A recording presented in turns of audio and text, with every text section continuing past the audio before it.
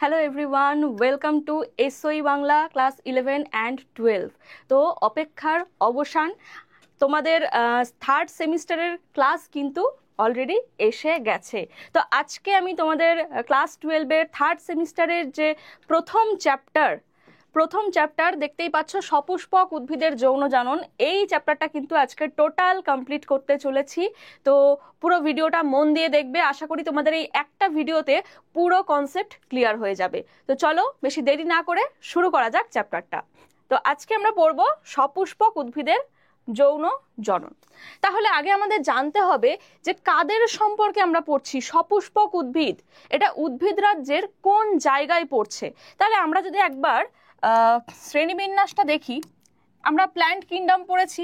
তো plant kingdom বা উদ্ভিদ রাজ্য, আচ্ছা, উদ্ভিদ রাজ্যকে আমরা কি কি ভাগে ভাগ করতে পারি? দেখো, উদ্ভিদ রাজ্যকে আমরা দুটো ভাগে ভাগ করতে পারি। একটা হচ্ছে অপুষ্পক,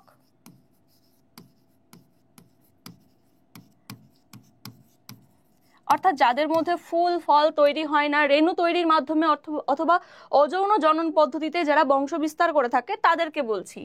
আর একটা ভাগ হচ্ছে সপুষ্পক উদ্ভিদ, অর্থাৎ যারা ফুল এবং ফল তৈরি করে। তাহলে অপুষ্পক উদ্ভিদের মধ্যে কারা কারা ছিল? অপুষ্পক উদ্ভিদের মধ্যে শৈবাল, ব্রায়োফাইটা এবং টেরিডোফাইটা। এই উদ্ভিদগুলো ছিল অপুষ্পক উদ্ভিদের মধ্যে, যেগুলো নিয়ে কিন্তু আমাদের এই চ্যাপ্টারে কোনো মাথা ব্যথা নেই। আমরা আজকে কি নিয়ে পড়তে চলেছি দেখো, সপুষ্পক উদ্ভিদকেও কিন্তু আমরা দুটো ভাগে ভাগ করতে পারি। একটা ভাগ রয়েছে ব্যক্তবীজী বা জিমনোস্পার্ম, ব্যক্তবীজী অথবা একে নগ্নবীজীও বলা হয়ে থাকে, কারণ এর মধ্যে বীজটা মুক্ত অবস্থায় থাকে, ফল তৈরি হয় না, এর মধ্যে কিন্তু ফুলও তৈরি হয় না। জিমনোস্পার্ম, এদের মধ্যেও কিন্তু যৌন জনন দেখতে পাওয়া যায়, তাই এদেরকে আমরা সপুষ্পক উদ্ভিদের মধ্যে ফেলেছি। কিন্তু এদের মধ্যে কিন্তু ফুল ফল তৈরি হয় না, বীজটা নগ্ন অবস্থায় থাকে। আর একটা যে পার্ট রয়েছে সেটা হচ্ছে গুপ্তবীজী বা অ্যাঞ্জিওস্পার্ম। আর এদের মধ্যে কিন্তু ফুল ফল তৈরি হয়। আর আজকে আমরা যেটা নিয়ে পড়তে চলেছি সেটা হচ্ছে সম্পূর্ণ এই গুপ্তবীজী উদ্ভিদ বা অ্যাঞ্জিওস্পার্মের মধ্যে কিভাবে জনন প্রক্রিয়া সম্পন্ন হয়, সেটাই কিন্তু আজকে আমরা টোটাল দেখব। তাহলে বোঝা গেল আজকে আমরা কি নিয়ে পড়তে চলেছি। আজকে আমরা অ্যাঞ্জিওস্পার্ম বা গুপ্তবীজী উদ্ভিদের যৌন জনন সম্পর্কে পড়তে চলেছি। তো যৌন জনন পড়তে গেলে, আচ্ছা, একটা উদ্ভিদ আমরা দেখি, এখানে একটা সপুষ্পক উদ্ভিদের ছবি তোমরা দেখতে পাচ্ছ, যার মধ্যে কাণ্ড, পাতা, ফুল ইত্যাদি তৈরি হয়েছে। তো এখানে যে ফুলটা তৈরি হয়েছে, আমরা পড়েছিলাম না ফুল কি?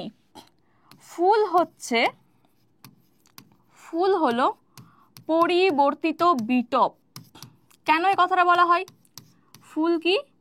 পরিবর্তিত বিটপ। কেন বলা হচ্ছে?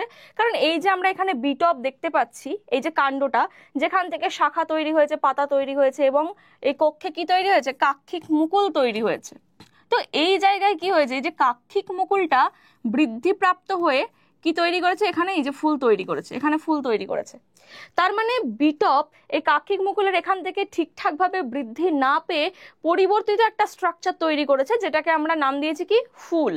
এটা কিসের জন্য হয়? ফ্লোরিজেন নামক এক প্রকার হরমোনের উপস্থিতিতে হয়ে থাকে।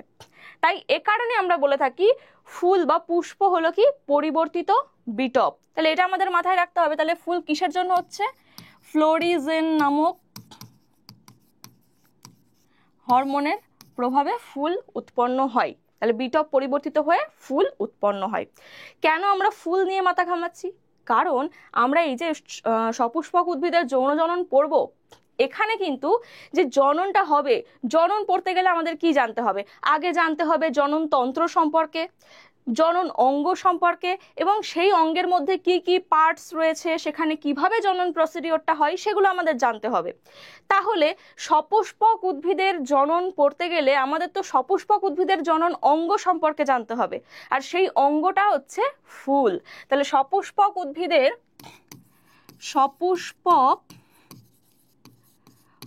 উদ্ভিদের জনন অঙ্গ কোনটা? জনন অঙ্গ হচ্ছে ফুল। তাই আমরা সম্পূর্ণ ফুল নিয়ে স্টাডি করব, ফুলটা কেমন দেখতে, ফুলের মধ্যে কি কি পার্টস বর্তমান এবং তার মধ্যে কিভাবে জনন প্রসিডিওরটা হচ্ছে। ঠিক আছে, তাহলে আমরা দেখে নিই একটা আদর্শ ফুলের গঠন। এখানে ছবিতে তোমরা দেখতেই পাচ্ছ, এটা একটা আদর্শ ফুল বা সম্পূর্ণ ফুলও আমরা বলতে পারি। তাহলে একটা ফুলের মধ্যে কি কি পার্টস বর্তমান থাকে, যেমন এটা আমরা জননতন্ত্র সম্পর্কে পড়ছি। কি কি পার্টস রয়েছে?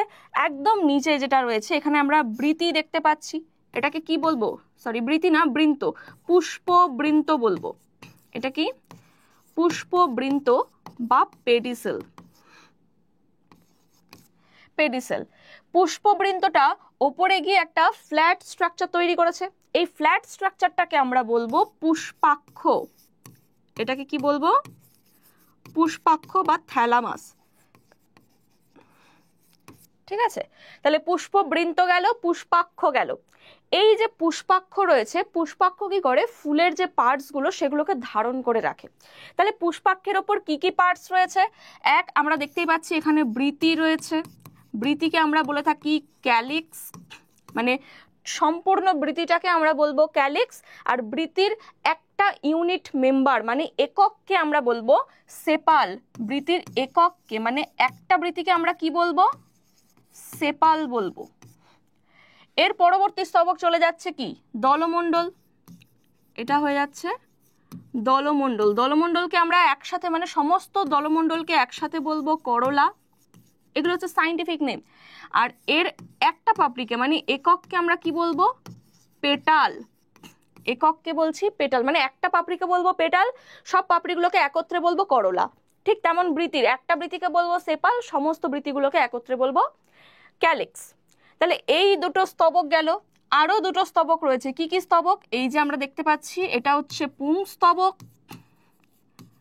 পুংস্তবককে আমরা কি বলবো? পুংস্তবককে বলবো অ্যান্ড্রোয়েশিয়াম বা পুংকেশর। পুংকেশর। এরও ইউনিট মেম্বারটাকে আমরা কি বলবো? ইউনিট মেম্বারকে বলবো স্ট্যামেন।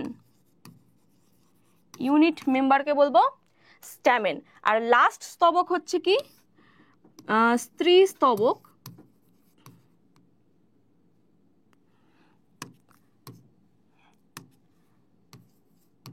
স্ত্রী স্তবক, এটাকে বলবো গাইনোইশিয়াম। আর এর ইউনিট মেম্বারকে আমরা বলবো কি? এর ইউনিট মেম্বারকে বলবো কার্পেল। ইউনিট মেম্বার বা পিস্টিলও বলা হয়। ঠিক আছে, তাহলে কি কি দেখলাম আমরা?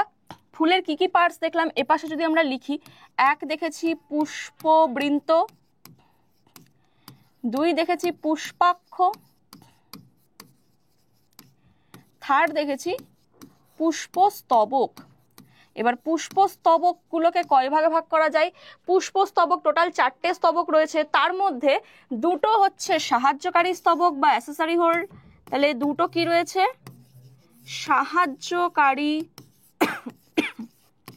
সাহায্যকারী স্তবক। কোনগুলোকে বলবো সাহায্যকারী স্তবক? সাহায্যকারী স্তবক বলছি আমরা বৃতি আর দলমণ্ডলকে।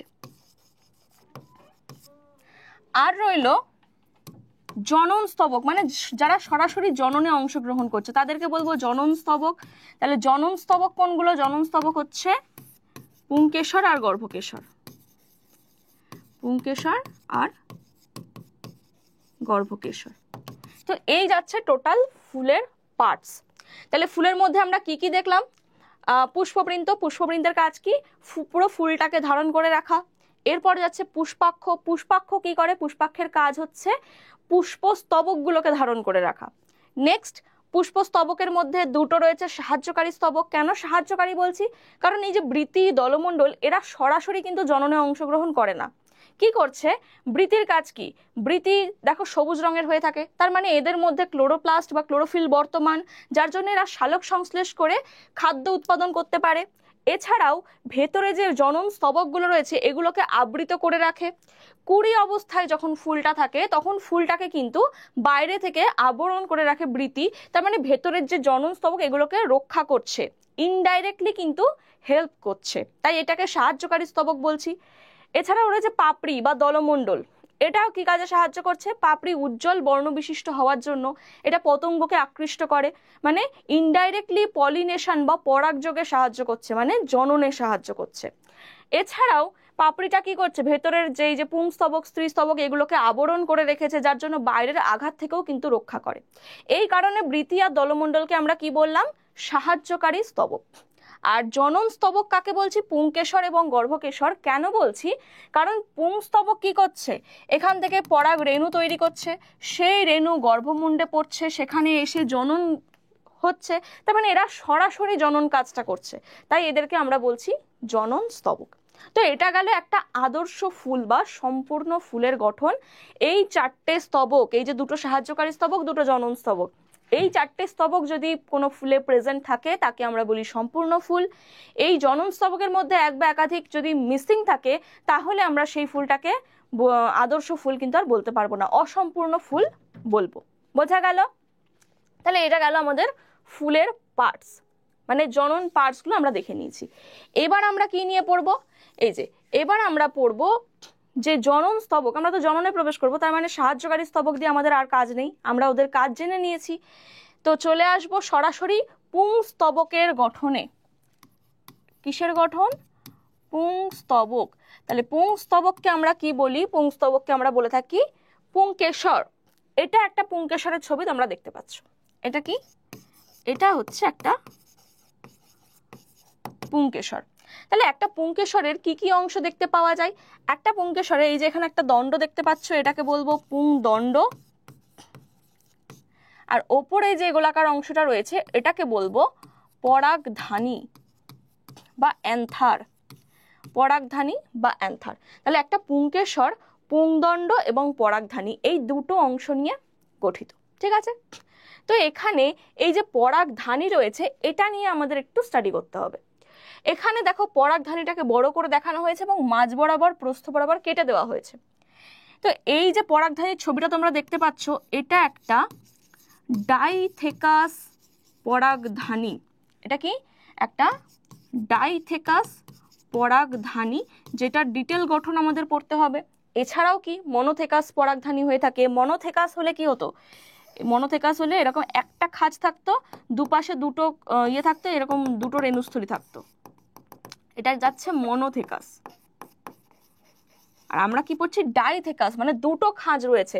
দুটো খাঁজ থাকার দরুন এর মধ্যে কটা রেণুস্থলী রয়েছে? এখানে একটা, এখানে একটা, আমরা দেখতে পাচ্ছি টোটাল 4টি রেণুস্থলী বা স্পোরাঞ্জিয়াম বর্তমান, 4টি রেণুস্থলী বর্তমান।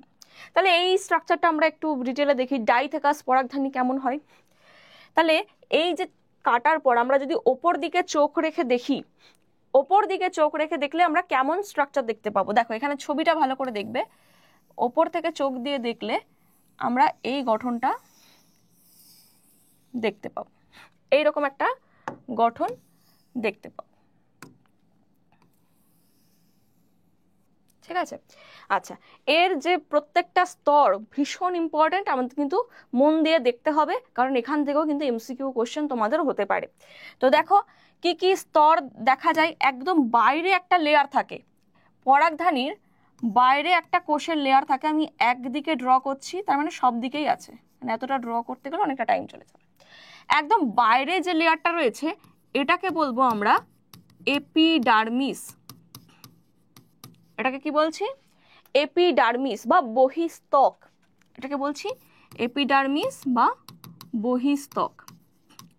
এরপরে আরেকটা কোষের লেয়ার থাকবে, ধরো এই আরেকটা কোষের লেয়ার, এই লেয়ারটাকে বলবো আমরা অন্তস্তক বা এন্ডোথেসিয়াম। এই নামগুলো কিন্তু ভীষণ ইম্পর্টেন্ট, তোমাদের মনে রাখতে হবে। অন্তস্তক বা এন্ডোথেসিয়াম। তারপরে বেশ কিছু কোষ এভাবে রয়েছে, ধরো এইভাবে বেশ কিছু কোষ এখানে এইভাবে রয়েছে। এই জায়গাটাকে বলা হচ্ছে কি মধ্যস্তর বা মিডল লেয়ার, মধ্যস্তর বা মিডল লেয়ার। এরপরে কি রয়েছে, একটা কোষের স্তর এরকম দেখতে পাওয়া যায়, এরকম একটা কোষের স্তর দেখতে পাওয়া যায়। এই স্তরটাকে আমরা বলবো ট্যাপেটাম লেয়ার। খুব ইম্পর্টেন্ট, ট্যাপেটাম সম্পর্কে আসছি। ট্যাপেটাম লেয়ার, আর ট্যাপেটামের ভেতরে কি থাকে, ট্যাপেটামের ভেতরে থাকবে আর একটা কোষের লেয়ার, যে এই এখানে ধরো বেশ কিছু কোষ রয়েছে, এই কোষগুলোকে আমরা বলবো রেণু মাতৃকোষ। এটাকে বলছি রেণু মাতৃকোষ। তাহলে এই কটা লেয়ার কিন্তু দেখতে পাওয়া যায় এখানে, যেমন যা যা দেখলাম এপাশে এপাশে এপাশে সব দিকে কিন্তু সেম। তার মানে এইরকম এই যে রেণু মাতৃকোষ দিয়ে ঘেরা ভেতরে যে ফাঁকা জায়গাটা রয়েছে, এখানে কি থাকে, এই রেণু মাতৃকোষগুলো বিভাজিত হয়ে রেণু তৈরি করে, আর এই ভেতরে রেণুগুলো জমা হয়। তার মানে ভেতরের জায়গাটাকে আমরা কি বলবো, রেণুস্থলী বলবো। এটাকে কি বলবো, রেণুস্থলী। তাহলে একটা ডাইথেকাস পরাগধানীতে কতগুলো রেণুস্থলী রয়েছে, টোটাল 4টে রেণুস্থলী রয়েছে। মানে এখানে একটা রয়েছে, এখানে একটা রয়েছে, এখানে একটা রয়েছে, আশেপাশে এপাশে যা এঁকেছি সব দিকে কিন্তু সেম। তাহলে বাইরে থেকে ভেতরের দিকে কি কি লেয়ার আমরা দেখলাম, এরকম একটা এমসিকিউ কিন্তু আসতে পারে যে পরাগধানীর বাইরে থেকে ভেতরের দিকে সজ্জাক্রমটি লেখো, অ্যারো দিয়ে দিয়ে পরপর 4টে অপশন থাকতে পারে। তো সেখানে কিন্তু তোমাদের এটা দেখে রাখতে হবে, একদম বাইরে রয়েছে এপিডার্মিস বা বহিস্তক, তারপরে রয়েছে অন্তস্তক বা এন্ডোথেশিয়াম, তারপরে মধ্যস্তর বা মিডল লেয়ার, তারপর ট্যাপেটাম, তারপর রেণুমাতৃকোষ। এই হচ্ছে এই সিরিজটা আমাদের মনে রাখতে হবে, ঠিক আছে? তাহলে এইভাবে কিন্তু রয়েছে। এবার যেটা বললাম যে ইম্পর্টেন্ট একটা জিনিস, ট্যাপেটাম। ট্যাপেটাম সম্পর্কে আমাদের একটু জেনে নিই। ট্যাপেটাম যে লেয়ারটা রয়েছে এর কাজ কি, ট্যাপেটাম লেয়ারের কাজ খুব ইম্পর্টেন্ট, এখান থেকে কিন্তু কোশ্চেন আসে। ট্যাপেটাম কার বাইরে রয়েছে, ট্যাপেটাম রয়েছে রেণু মাতৃকোষের বাইরে। তার মানে রেণু মাতৃকোষ কি তৈরি করবে, রেণু উৎপাদন করবে, আর এই রেণুগুলোকে পুষ্টি যোগানোই হচ্ছে ট্যাপেটামের প্রধান কাজ। তারপরে ট্যাপেটাম কোষগুলো থেকে কিছু বস্তু ক্ষরণ হয়। কি কি ক্ষরণ হয়, এক হচ্ছে স্পোরোপোলেনিন ক্ষরণ হয়। কি কি হচ্ছে দেখো, ট্যাপেটাম থেকে এক স্পোরোপোলেনিন ক্ষরণ হয়, ভীষণ ভীষণ ইম্পর্টেন্ট একটা টার্ম, স্পোরোপোলেনিন। এই স্পোরোপোলেনিন ক্ষরণ করছে কে, ট্যাপেটাম। এই স্পোরোপোলেনিন কি কাজে সাহায্য করে, এই যে রেণুগুলো রয়েছে রেণুর বহিস্তক বা রেণুর যে প্রাচীর সেটা গঠন করতে কাজে লাগে এই স্পোরোপোলেনিন, যাতে এই রেণুটা যখন বাইরে বেরোবে খুব অ্যাডভার্স কন্ডিশন বা প্রতিকূল পরিবেশেও যেন সেটা টিকে থাকতে পারে বা সক্রিয় থাকতে পারে, সেই জন্যই কিন্তু এই স্পোরোপোলেনিন রেণুর প্রাচীরের বাইরে কিন্তু থাকে, ঠিক আছে? আর সেটা ক্ষরণ করছে ট্যাপেটাম লেয়ার, এটা একটা কাজ গেল। আর কি ক্ষরণ করে, ক্যালোজ উৎসেচক ক্ষরণ করে। এই ক্যালোজ উৎসেচকের কাজ কি, দেখো এই যে রেণু মাতৃকোষ রয়েছে, আমি যদি একটা রেণু মাতৃকোষ নিয়ে বলি, ধরো এটা একটা রেণু মাতৃকোষ, এই কোষটা কি করবে, মিওসিস কোষ বিভাজন করে টোটাল 4টে রেণু তৈরি করে। মানে এক একটা রেণু মাতৃকোষ কি করছে, মিওসিস করে 4টে করে রেণু তৈরি করছে। আর এই 4টে রেণুকে আমরা বলে থাকি স্পোর টেট্রাড। 4টে রয়েছে তাই বলছি স্পোর টেট্রাড। আর এই স্পোর টেট্রাডকে বাইরে থেকে এই যে প্রাচীরটা তৈরি করে ক্যালোজ উৎসেচক, ঠিক আছে? স্পোর টেট্রাডের প্রাচীর তৈরি করতে সাহায্য করে ক্যালোজ উৎসেচক। আর এই ক্যালোজ উৎসেচকও কে করছে, ট্যাপেটাম ক্ষরণ করছে। তাহলে স্পোরোপোলেনিন ক্ষরণ কাজ, ক্যালোজ উৎসেচক ক্ষরণ করছে। আর কি করছে,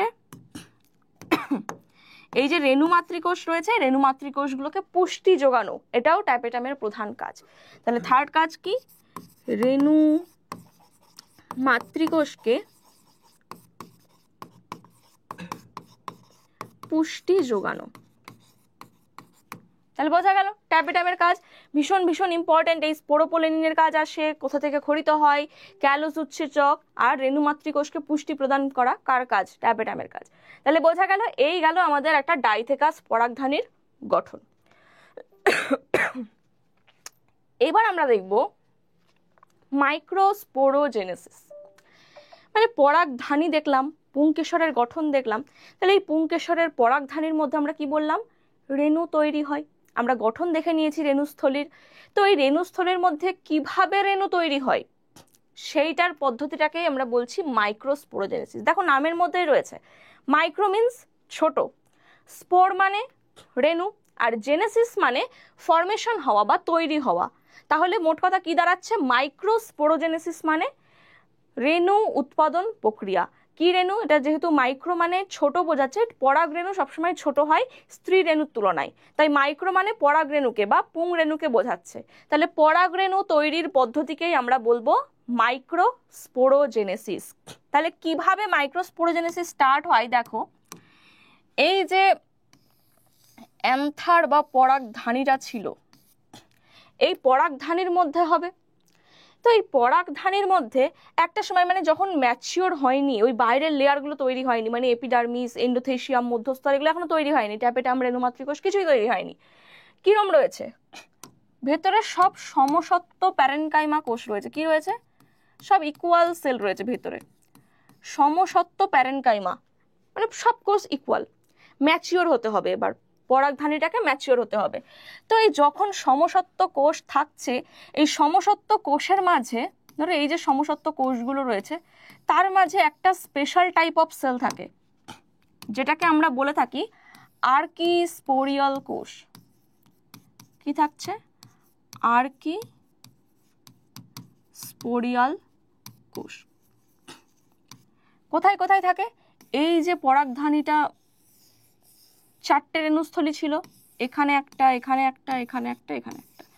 তো এই রেণুস্থলীগুলো তৈরি হওয়ার আগে, মানে আমি যদি এটা এইভাবে না দেখাই,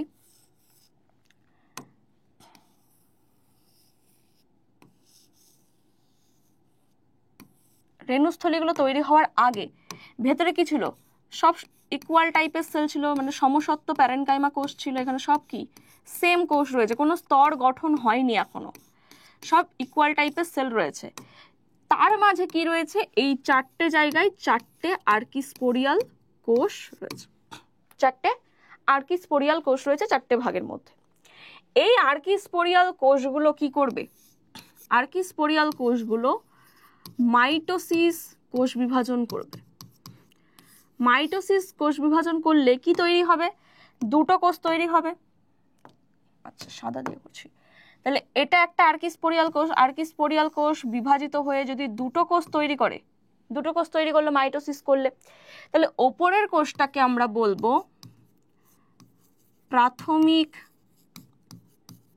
প্যারাইটাল কোষ, আর নিচেরটাকে বলবো প্রাথমিক স্পোরোজেনাস কোষ।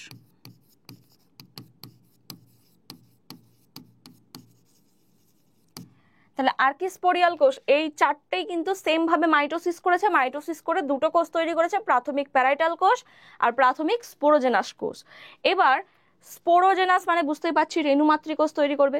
তার মানে এই যে প্রাথমিক স্পোরোজেনাস কোষ, এতে কি তৈরি করছে, ভেতরের যে রেণুস্থলী, মানে রেণুস্থলীর যে রেণুমাতৃ কোষের লেয়ার, এই যে ইয়েলো কালারের লেয়ার, এই লেয়ারটা তৈরি করছে কে, এই লেয়ারটা তৈরি করছে প্রাথমিক স্পোরোজেনাস কোষ। আর ওপরে যে প্রাথমিক প্যারাইটাল কোষ বা প্রান্তীয় কোষ রয়েছে, এরা কি করবে, এরা বাইরের এই এপিডার্মিস, এন্ডোথেশিয়াম, মধ্যস্তর, ট্যাপেটাম, এই স্তরগুলো তৈরি করবে। তাহলে এইভাবে স্তরগুলো তৈরি করার পর কমপ্লিট একটা অ্যান্থার বা পরাগধানী তৈরি হবে। ঠিক আছে, তাহলে কমপ্লিট পরাগধানী তৈরি হওয়ার পর কি হচ্ছে, এই যে রেণু মাতৃকোষের লেয়ার তৈরি হয়েছিল, আমি শুধু রেণুস্থলীটা দেখাচ্ছি, এখানে প্রত্যেকটা কি রেণু মাতৃকোষ, এগুলো হচ্ছে রেণু মাতৃকোষ। আর এগুলো কি প্রকৃতির হবে, যেহেতু উদ্ভিদের দেহকোষ এগুলো সব, এগুলো কি ডিপ্লয়েড প্রকৃতির হবে। আর এর বাইরে কি লেয়ার রয়েছে, এর বাইরে ট্যাপেটাম লেয়ার রয়েছে, এর বাইরে ট্যাপেটাম লেয়ার রয়েছে। তো এই সময় কি হচ্ছে, এই এক একটা রেণুমাতৃকোষ, মানে একটা কোষ যদি দেখায়, এই এক একটা রেণুমাতৃকোষ, এক একটা রেণুমাতৃকোষ মিওসিস কোষ বিভাজন করবে। মিওসিস বিভাজন করে কটা রেণু তৈরি করবে, চারটে পরাগ রেণু তৈরি করবে, চারটি পরাগ রেণু উৎপাদন করে। তাহলে কি কি দেখলাম, একদম ইম্যাচিওর অবস্থায় সমসত্ব প্যারেনকাইমা কোষ ছিল, যার মধ্যে 4টে স্পেশাল টাইপ অফ সেল ছিল, যেগুলোকে বলছি আর্কিস্পোরিয়াল কোষ। এই আর্কিস্পোরিয়াল কোষ মাইটোসিস বিভাজন করে দুটো কোষ তৈরি করে, প্রাথমিক প্যারাইটাল কোষ আর প্রাথমিক স্পোরোজেনাস কোষ। প্রাথমিক স্পোরোজেনাস কোষ রেণুমাতৃ কোষের লেয়ার তৈরি করছে, আর প্রাথমিক প্যারাইটাল কোষ বাইরের লেয়ারগুলো মানে এন্ডোথেশিয়া, মধ্যস্তর, ট্যাপেটাম এইগুলো তৈরি করছে। এরপর রেণুমাতৃ কোষের যে কোষগুলো রয়েছে এরা মিওসিস প্রক্রিয়ায় বিভাজিত হয়ে 4টি পরাগরেণু তৈরি করে। তার মানে একটা কোষ যদি 4টে পরাগরেণু তৈরি করে তাহলে একাধিক কোষ এখানে রয়েছে, তাহলে ভেতরে অসংখ্য পরাগরেণু তৈরি হয়। তো এইভাবে রেণুস্থলীর মধ্যে কি হচ্ছে, একাধিক পরাগরেণু তৈরি হলো। তাহলে আমরা তো এটাই পড়ছিলাম, পরাগরেণু তৈরির পদ্ধতি মাইক্রোস্পোরোজেনেসিস পদ্ধতি। এটা গেল কি মাইক্রোস্পোরোজেনেসিস পদ্ধতি। এবার আমরা দেখব এই যে মাইক্রোস্পোরোজেনেসিস, স্পোর থেকে কিভাবে গ্যামেট হয়। তার আগে একটা জিনিস বলি, মাইক্রোস্পোরোজেনেসিস দেখলাম, কিন্তু স্পোরের গঠনটা আমরা একটু দেখে নিই। রেণুর গঠন কি, পরাগরেণুর গঠন, এখান থেকেও কিন্তু কোশ্চেন আসতে পারে। পরাগরেণুর গঠনটা আমরা একবার দেখে নিই কেমন দেখতে হয় পরাগরেণু, তারপর গ্যামেটোজেনেসিসে আসছি। আচ্ছা,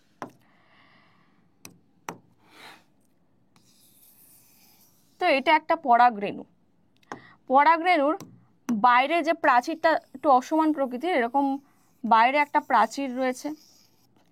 তো এতটা পুরো প্রাচীর, এইখান থেকে এই পর্যন্ত এই পুরো প্রাচীরটাকে আমরা কি বলবো, স্পোরোডার্ম। পরাগরেণুর প্রাচীরকে আমরা কি বলি, স্পোরোডার্ম। ভালো করে প্রাচীরগুলো দেখবে, পরাগরেণুর প্রাচীরকে আমরা বলে থাকি স্পোরোডার্ম। এই স্পোরোডার্মকে আমরা দুটো ভাগে ভাগ করছি, বাইরেরটাকে বলবো এক্সাইন স্তর, পরাগরেণুর বহিস্তককে আমরা কি বলবো, এক্সাইন। বহিস্তককে বলছি এক্সাইন, আর ভেতরে অন্তস্তককে বলবো ইনটাইন।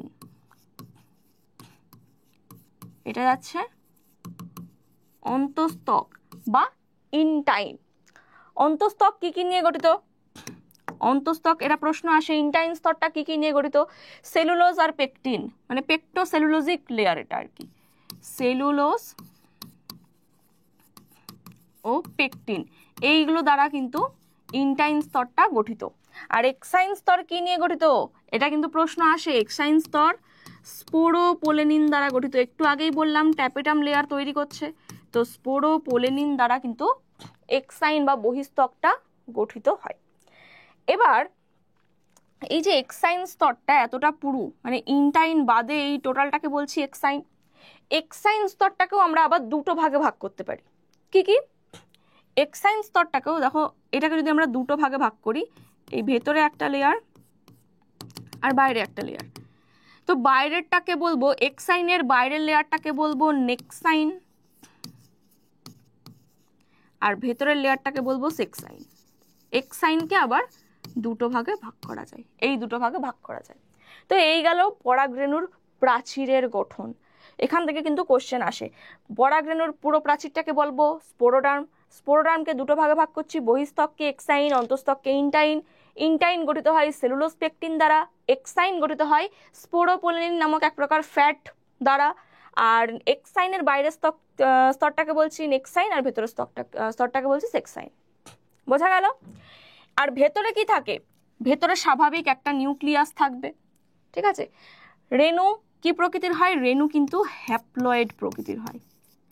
কেন হ্যাপ্লয়েড হবে, কারণ যে রেণু মাতৃকোষ ছিল তারা কিন্তু মিওসিস প্রক্রিয়ায় বিভাজিত হয়ে 4টে রেণু তৈরি করে।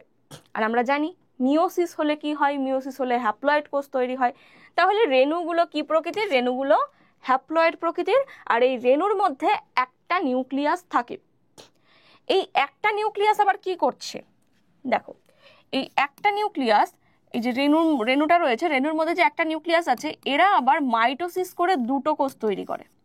কি করছে, মাইটোসিস করছে, কারণ এটা অলরেডি হ্যাপ্লয়েড, আর মিওসিস করে কি করবে, মাইটোসিস করছে। তাহলে এই মাইটোসিস করে দুটো নিউক্লিয়াস তৈরি করে, এটাকে বলা হয়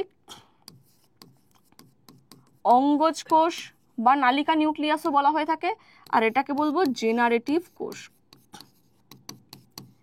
জেনারেটিভ কোষ বা জনন কোষ।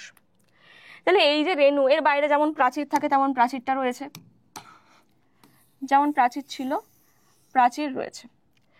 তাহলে এই যে রেণুর গঠন আমরা দেখলাম, রেণুটা কি করছে, রেণুর ভেতরে থাকা নিউক্লিয়াসটা মাইটোসিস করে আরো দুটো কোষ তৈরি করলো রেণুর মধ্যেই। একটা হচ্ছে প্রাচীর সংলগ্ন মাকু আকৃতি বিশিষ্ট কোষ, যেটাকে আমরা বলছি জেনারেটিভ কোষ বা জনন কোষ, আর একটাকে বলছি অঙ্গজ কোষ বা ভেজিটেটিভ সেল অথবা নালিকা নিউক্লিয়াস। এই অবস্থায় রেণুটা কিন্তু পরাগধানী থেকে বাইরে ডিসপার্স হয়, বেরিয়ে যায়। প্রশ্ন আসতে পারে, এই যে পরাগধানী রয়েছে, পরাগধানীতে ভেতরে যে রেণুস্থলী রয়েছে, রেণুস্থলী যখন রেণু দ্বারা পূর্ণ হয়ে যায় তখন কিন্তু পরাগধানী ফেটে যায়। পরাগধানী ফেটে গিয়ে কি হচ্ছে, রেণুগুলো সব বাইরে ডিসপার্স হয়ে যায়, ছড়িয়ে যায়। আর এই রেণুগুলো পরাগধানী থেকে বিদীর্ণ হওয়ার সময় কোন অবস্থায় বেরিয়ে যায়, এই দুটো কোষ সমন্বিত অবস্থায়, মানে অঙ্গজ কোষ আর জেনারেটিভ কোষ, এই অবস্থায় পরাগধানী থেকে সে বেরিয়ে যায়। এটা আমাদের মাথায় রাখতে হবে। তো এইবার আমরা চলে আসবো, রেণুর গঠন দেখলাম, রেণু কিভাবে তৈরি হয় এবং রেণুর গঠন সবটাই দেখলাম। তবে রেণুতে আমাদের কাজ নেই, রেণু থেকে তৈরি করতে হবে গ্যামেট। কি তৈরি করতে হবে, রেণু থেকে তৈরি করতে হবে আমাদের গ্যামেট। তাহলে এই প্রক্রিয়াটাকে আমরা বলবো মাইক্রো গ্যামেটোজেনেসিস। মাইক্রো মানে আমরা পরাগরেণুর কথা বলছি বা পুং গ্যামেটের কথা বলছি, গ্যামেট মানে বুঝতেই পারছো, আর জেনেসিস মানে তৈরি হওয়া। তো মাইক্রো গ্যামেটোজেনেসিস মানে এখানে পুং গ্যামেট তৈরির পদ্ধতি। কি এটা, পুং গ্যামেট তৈরির পদ্ধতিকে আমরা বলবো মাইক্রো গ্যামেটোজেনেসিস। কিভাবে হয় আমরা রেণু থেকে স্টার্ট করব। একদম এই ছিল একটা রেণু, রেণুর মধ্যে হ্যাপ্লয়েড নিউক্লিয়াস। তা আমরা একদম শুরু থেকে স্টার্ট করছি পরাগধানীর ভেতর থেকে। কিভাবে গ্যামেটোজেনেসিস হয় সেটা দেখো। এর ভেতরে যে হ্যাপ্লয়েড নিউক্লিয়াস ছিল, একবার অলরেডি বলে দিয়েছি যে মাইটোসিস বিভাজন করবে এটা। পরাগধানী থেকে বিদীর্ণ হওয়ার আগে মাইটোসিস করে দুটো কোষ তৈরি করছে। একটাকে বলছি জেনারেটিভ কোষ বা জনন কোষ, আর একটাকে বলবো অঙ্গজ কোষ বা নালিকা নিউক্লিয়াস। এই যে দুটো কোষ তৈরি হলো, এখানে একটা জিনিস শুনে রাখো, এই অবস্থায় তো পরাগধানী থেকে বেরোবে, কিন্তু এই যে অঙ্গজ কোষটা রয়েছে এ কিন্তু ফার্দার আর ডিভাইড করতে পারে না। অঙ্গজ কোষের বিভাজন ক্ষমতা নেই, এ কিন্তু কোষ বিভাজন করতে পারে না। কোষ বিভাজন পরবর্তীকালে কে করবে, জেনারেটিভ কোষ করবে। এটাই আমাদের মাথায় রাখতে হবে। তো পরে আরো একবার মাইটোসিস হবে,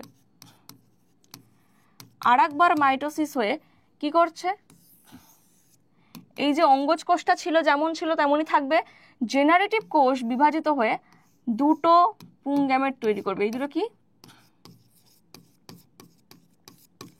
এই দুটো হচ্ছে পুং গ্যামেট। তাহলে কি হলো, দুবার মাইটোসিস বিভাজন হলো, একবার অঙ্গজ কোষ কিন্তু আর বিভাজন করতে পারলো না, কিন্তু জেনারেটিভ কোষ আর একবার মাইটোসিস করে দুটো পুং গ্যামেট তৈরি করলো। এটাই হচ্ছে গ্যামেটোজেনেসিস। ঠিক আছে, এই পর্যন্ত জেনে রাখো। এরপরে আবার যখন নিষেক প্রক্রিয়া আমরা পড়বো তখন কিন্তু এখান থেকে আমরা স্টার্ট করব। তাহলে এন্ড পোর্শনে গিয়ে কি হলো, রেণুর মধ্যে থাকলো একটা নালিকা নিউক্লিয়াস। কেন আমরা নালিকা নিউক্লিয়াস বলছি এটাকে, কারণ এটা পরাগ নালী সৃষ্টি করবে। গর্ভকেশরের মধ্যে প্রবেশ করার জন্য এখান থেকে কি তৈরি হবে, পরাগ নালী তৈরি হবে। সেই পরাগ নালী দিয়ে পুং গ্যামেটগুলো যাত্রা করবে, তাই জন্য এই নালিকা নিউক্লিয়াস নামকরণ। পরে আমরা এটা ডিটেলে বুঝবো। আর দুটো পুং গ্যামেট সৃষ্টি হয়েছে। এই পর্যন্ত আমাদের মেল স্পোরোজেনেসিস গ্যামেটোজেনেসিস কমপ্লিট হলো। এবার চলে আসি স্ত্রী স্তবকে। ঠিক আছে, এবার স্ত্রী স্তবকটা আমরা দেখে নিই। স্ত্রী স্তবকে গঠন, এখানে একটা গর্ভকেশরের ছবি দেখতে পাচ্ছ। এটা কি, স্ত্রী স্তবককে আমরা বলি গর্ভকেশর। তো একটা গর্ভকেশর কি কি অংশ নিয়ে গঠিত, একদম ওপরটাকে বলবো গর্ভমুণ্ড, এইটাকে বলবো গর্ভদণ্ড, আর এটাকে বলছি গর্ভাশয়। কি কি নিয়ে গঠিত, ওভারি, স্টাইল, স্টিগমা। ঠিক আছে, আমি ইংলিশ টার্মগুলোও বলে দিই, ওভারি, স্টাইল আর স্টিগমা। এই তিনটে অংশে গঠিত। আর গর্ভাশয়ের ভেতরে এই যে অংশটা দেখতে পাচ্ছি, গর্ভাশয়ের ভেতরের এই অংশটাকে বলা হয় ডিম্বক বা ওভিউল। ডিম্বক বা ওভিউল। তো আমরা এই ডিম্বকের গঠনটা দেখবো। ডিম্বকের গঠনটা কিন্তু ইম্পর্টেন্ট। তাহলে এই যে গর্ভকেশরের মধ্যে গর্ভাশয় রয়েছে, গর্ভাশয়ের ভেতরে রয়েছে ডিম্বক। ডিম্বকের গঠনটা একবার যদি দেখি,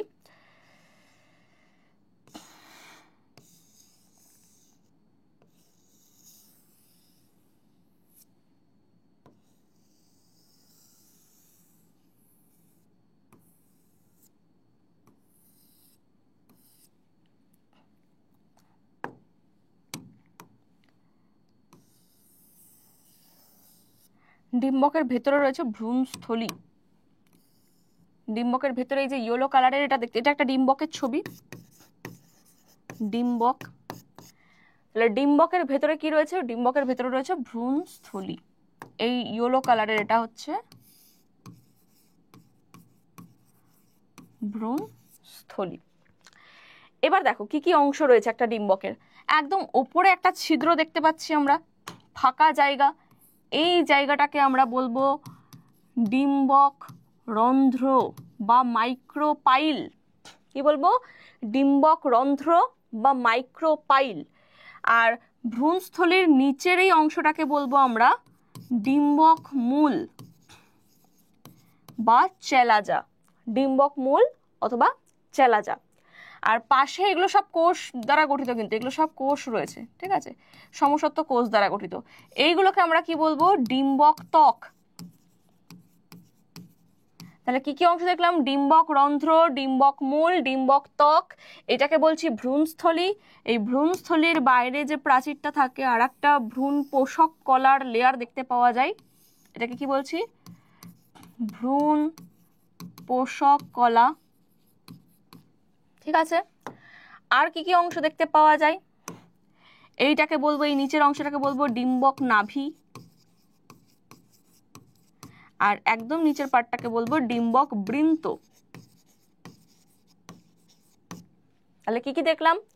ডিম্বক রন্ধ্র বা মাইক্রোপাইল, ডিম্বক ত্বক, ভ্রূণস্থলী রয়েছে এখানে, ভ্রূণস্থলীর বাইরে ভ্রূণ পোষক কলার একটা লেয়ার রয়েছে, তার নিচে ভ্রূণস্থলীর নিচের অংশটাকে বলা হয় ডিম্বক মূল বা চেলাজা, তার নিচের অংশটাকে বলছি ডিম্বক নাভি, আর একদম নিচে বলছি ডিম্বক বৃন্ত।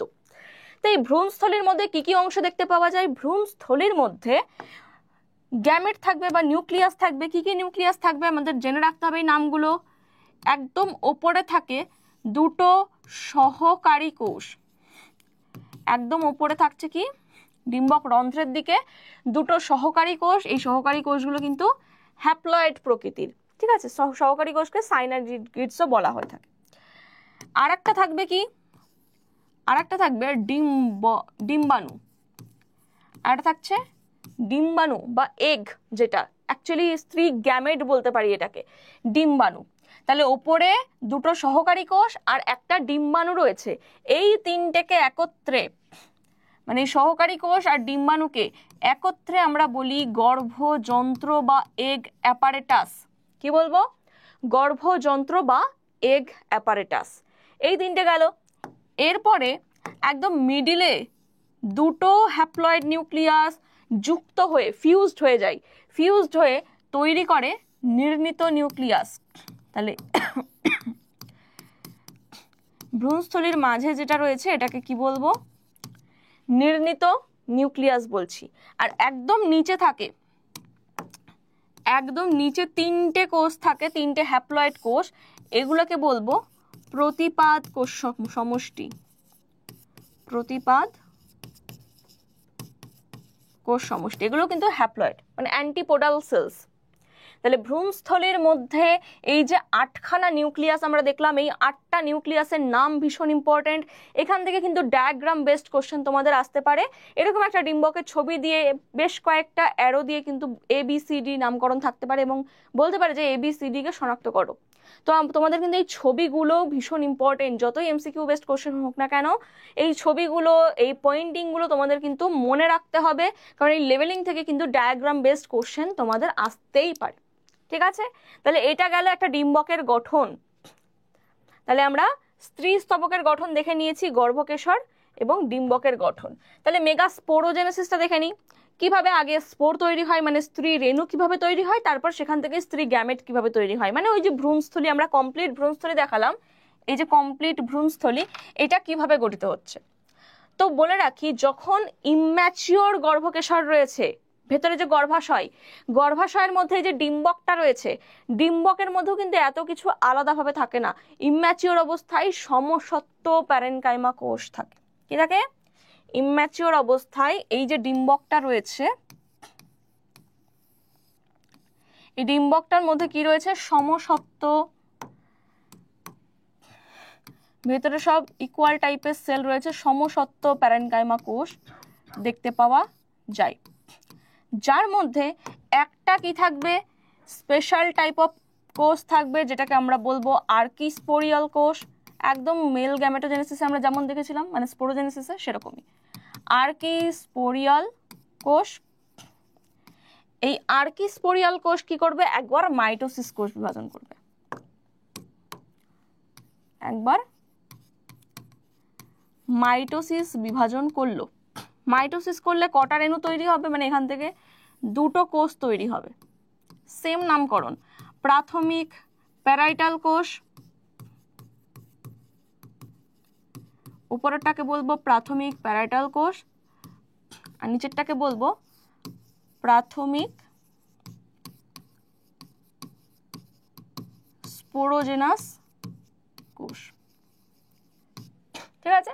তাহলে একটা সমসত্ব প্যারেনকাইমা কোষের মধ্যে একটা স্পেশাল টাইপ অফ সেল ছিল, সেই কোষটা মাইটোসিস প্রক্রিয়ায় বিভাজিত হয়ে দুটো কোষ তৈরি করলো, প্রাথমিক প্যারাইটাল কোষ আর প্রাথমিক স্পোরোজেনাস কোষ। এই প্রাথমিক স্পোরোজেনাস কোষ কি করছে? সরাসরি রেণু মাতৃকোষ হিসাবে কাজ করছে। এটা কি? রেণু মাতৃকোষ হিসাবে কাজ করছে, একটা ডিপ্লয়েড সেল। আর এই প্রাথমিক প্যারাইটাল কোষ বাইরের ডিম্বকের যে প্রাচীরের যে গঠনগুলো সেগুলো তৈরি করছে। ঠিক আছে? আচ্ছা, তাহলে এই যে প্রাথমিক স্পোরোজেনাস কোষ, অনেক ক্ষেত্রে কি হয় এটাও বলে রাখি, অনেক ক্ষেত্রে এই আর্কিস্পোরিয়াল কোষ বিভাজিত হয়ে দুটো কোষ তৈরি করে না, সরাসরি রেণুমাতৃ কোষ হিসেবে কাজ করে, এরকমটাও কিন্তু হতে পারে। তো যাই হোক, তাহলে এই প্রাথমিক স্পোরোজেনাস কোষ কি করছে? রেণুমাতৃ কোষ হিসেবে কাজ করছে, যে কিনা মিওসিস বিভাজন করবে। কি করবে? মিওসিস বিভাজন করলো, করে কটা রেণু তৈরি হলো? 4টি স্ত্রী রেণু তৈরি হলো, 4টি স্ত্রী রেণু তৈরি হয়। কিন্তু এখানে একটা ব্যাপার আছে, এখানে কিন্তু এই 4টে স্ত্রী রেণুর মধ্যে 3টে নষ্ট হয়ে যাবে, মানে নিষ্ক্রিয় হয়ে যায়, আর একটাই কিন্তু অ্যাক্টিভ থাকে, এই অ্যাক্টিভ 1, এই কিন্তু পরবর্তীকালে ভ্রূণস্থলী গঠনে অংশ নেবে। ঠিক আছে? তাহলে স্পোরোজেনেসিস, মেগা স্পোরোজেনেসিস আমরা কি দেখলাম? সমসত্ব প্যারেনকাইমা কোষ ছিল ডিম্বকের মধ্যে, তার মধ্যে একটা স্পেশাল টাইপ অফ সেল আর্কিস্পোরিয়াল কোষ মাইটোসিস করে দুটো কোষ তৈরি করলো, প্রাথমিক প্যারাইটাল কোষ, প্রাথমিক স্পোরোজেনাস কোষ। স্পোরোজেনাস কোষ সরাসরি রেণুমাতৃ কোষ হিসেবে কাজ করছে এবং সে মিওসিস করে 4টি স্ত্রী রেণু তৈরি করে, যার মধ্যে 3টে নষ্ট হয়ে যায়, একটা অ্যাক্টিভ থেকে যায়। তাহলে এটা গেল স্ত্রী রেণু তৈরি আমরা করে ফেললাম, মানে মেগা স্পোরোজেনেসিস হয়ে গেল। তো এই স্ত্রী রেণু তৈরির পদ্ধতি অনুযায়ী কিন্তু 3টে ভাগ আছে, যেমন মনোস্পোরিক, বাইস্পোরিক আর টেট্রাস্পোরিক। এই টার্ম 3টে বলে দিই একটু। মনোস্পোরিক, বাইস্পোরিক আর হচ্ছে টেট্রাস্পোরিক। দেখো, মনোস্পোরিক মানে এখানে যেটা বললাম, 4টে রেণু তৈরি হয়েছে, তার মধ্যে 3টে নষ্ট, একটা থেকে ভ্রূণস্থলী গঠিত হয়। তাহলে মনোস্পোরিক মানে একটা স্পোর থেকে যদি প্রপার যে ভ্রূণস্থলী গঠিত হচ্ছে সেটা যদি তৈরি হয়, তাহলে সেটাকে বলবো মনোস্পোরিক। বাইস্পোরিক মানে দুটো নিষ্ক্রিয় হবে, দুটো অ্যাক্টিভ থাকবে। বাইস্পোরিক মানে দুটো রেণু অ্যাক্টিভ থাকবে, আর এই দুটো রেণু থেকে পুরো ভ্রূণস্থলী গঠিত হবে। আর টেট্রাস্পোরিক মানে 4টে রেণুই অ্যাক্টিভ থাকবে, যে কিনা ভ্রূণস্থলী গঠন করবে। কিভাবে করবে তাহলে দেখে নিই এগুলো, মনোস্পোরিক, বাইস্পোরিক, টেট্রাস্পোরিক। ঠিক আছে? এগুলো রেণু কতগুলো করে অ্যাক্টিভ থাকছে এবং কোথা থেকে ভ্রূণস্থলীটা গঠিত হচ্ছে তার উপর ডিপেন্ড করছে। তো আমরা দেখে নিই তাহলে এই যে রেণু থেকে কিভাবে গ্যামেট তৈরি হয়, মানে মেগা গ্যামেটোজেনেসিস। স্পোরোজেনেসিস দেখলাম, এবার গ্যামেটোজেনেসিস দেখব। তাহলে মেগা গ্যামেটোজেনেসিস, দেখো তিনটে রেণু নষ্ট হয়ে গেছে, ডিজেনারেট করে গেছে, একটা রেণু অ্যাক্টিভ রয়েছে। আমি মনোস্পোরিক টাইপটা দেখাচ্ছি, তারপরে বাইস্পোরিক টেট্রাস্পোরিকটা বলে দিচ্ছি। তো এই যে একটা রেণু, এটা হচ্ছে স্ত্রী রেণু, অ্যাক্টিভ রয়েছে, অবশ্যই হ্যাপ্লয়েড প্রকৃতির। এ কি করবে? মাইটোসিস, কোষ বিভাজন করবে। মাইটোসিস করলে কি হবে? একটা রেণু মানে একটা নিউক্লিয়াস থেকে দুটো নিউক্লিয়াস তৈরি হবে, ডায়াড তৈরি হলো, দুটো নিউক্লিয়াস বিশিষ্ট এই যে ভ্রূণস্থলী, এটাকে বলছি ডায়াড। ডায়াড কি করলো? আবারও মাইটোসিস করবে,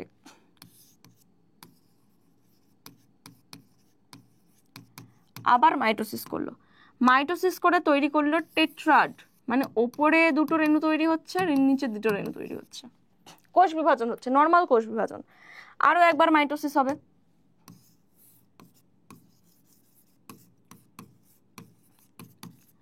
আর একবার মাইটোসিস হয়ে কটা নিউক্লিয়াস তৈরি করলো? 8টা নিউক্লিয়াস তৈরি করবে, যার মধ্যে ওপরে 4টে থাকবে, নিচে 4টে থাকবে। তো এই ওপরের 4টাকে বলা হয়, এগুলো ডিম্বক রন্ধ্রের দিকে রয়েছে, মানে আমরা যদি ডিম্বকের ছবিটা দেখি, এই রেণুটা কোথায় তৈরি হয়েছিল? রেণুটা তৈরি হয়েছিল এই যে ডিম্বক, এটার মতো তৈরি হচ্ছিল।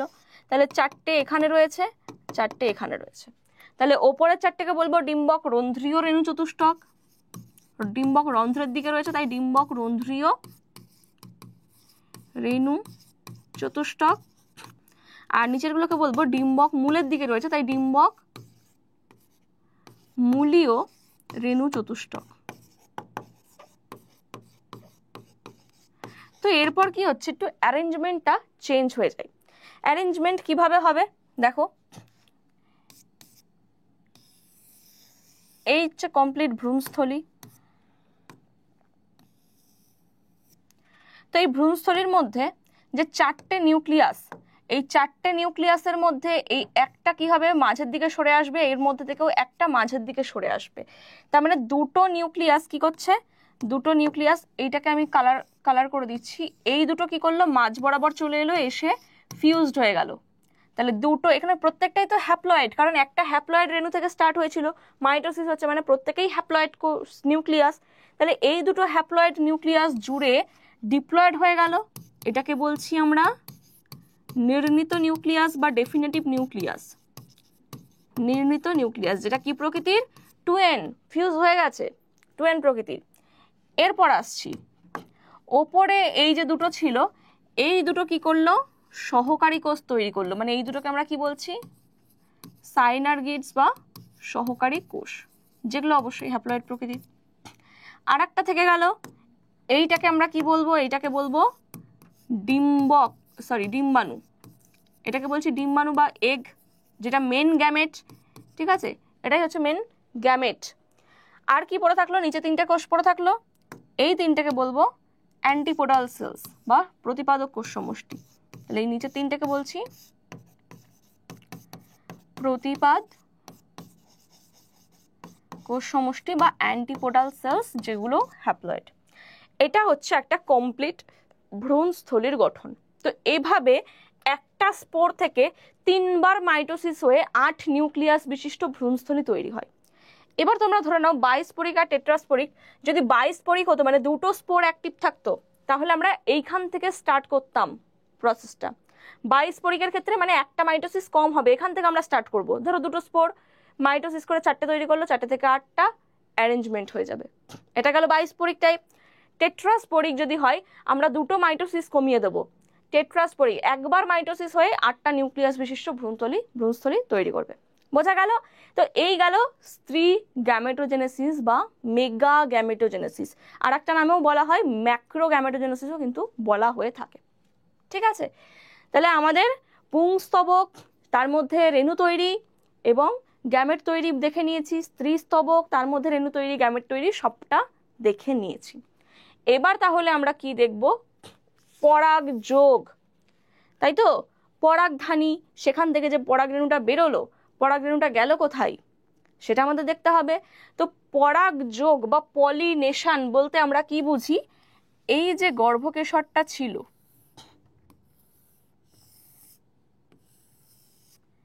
এই যে গর্ভকেশর, গর্ভকেশরের যে স্টিগমা বা গর্ভমুণ্ড, এটাকে বলি গর্ভমুণ্ড। তো পরাগ রেণুগুলো এসে এই গর্ভমুণ্ডের ওপর পতিত হয়। পরাগ রেণু গর্ভমুণ্ডে পতিত হওয়াকেই আমরা কি বলছি? পরাগ যোগ। তাহলে এই ঘটনাকে আমরা কি বলছি? পরাগ যোগ বা পলিনেশন।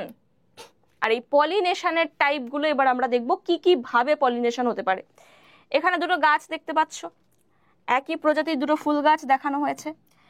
তো এখানে ধরো এই ফুলের গর্ভমুণ্ড, এটা এই ফুলের এখানে গর্ভমুণ্ড, ঠিক আছে, এগুলো হচ্ছে গর্ভমুণ্ড। আচ্ছা, আর কি রয়েছে? এখান থেকে রেণু, এই যে পরাগ ধানি থেকে পরাগ রেণু বেরোচ্ছে, পরাগ রেণু ডিসপার্স হচ্ছে। তো পরাগ যোগকে আমরা দুটো ভাগে ভাগ করতে পারি। কি কি ভাগ? একটা হচ্ছে স্বপরাগ যোগ, কোথায় লিখি? স্বপরাগ যোগ। স্বপরাগ যোগ বলতে আমরা কি বুঝি?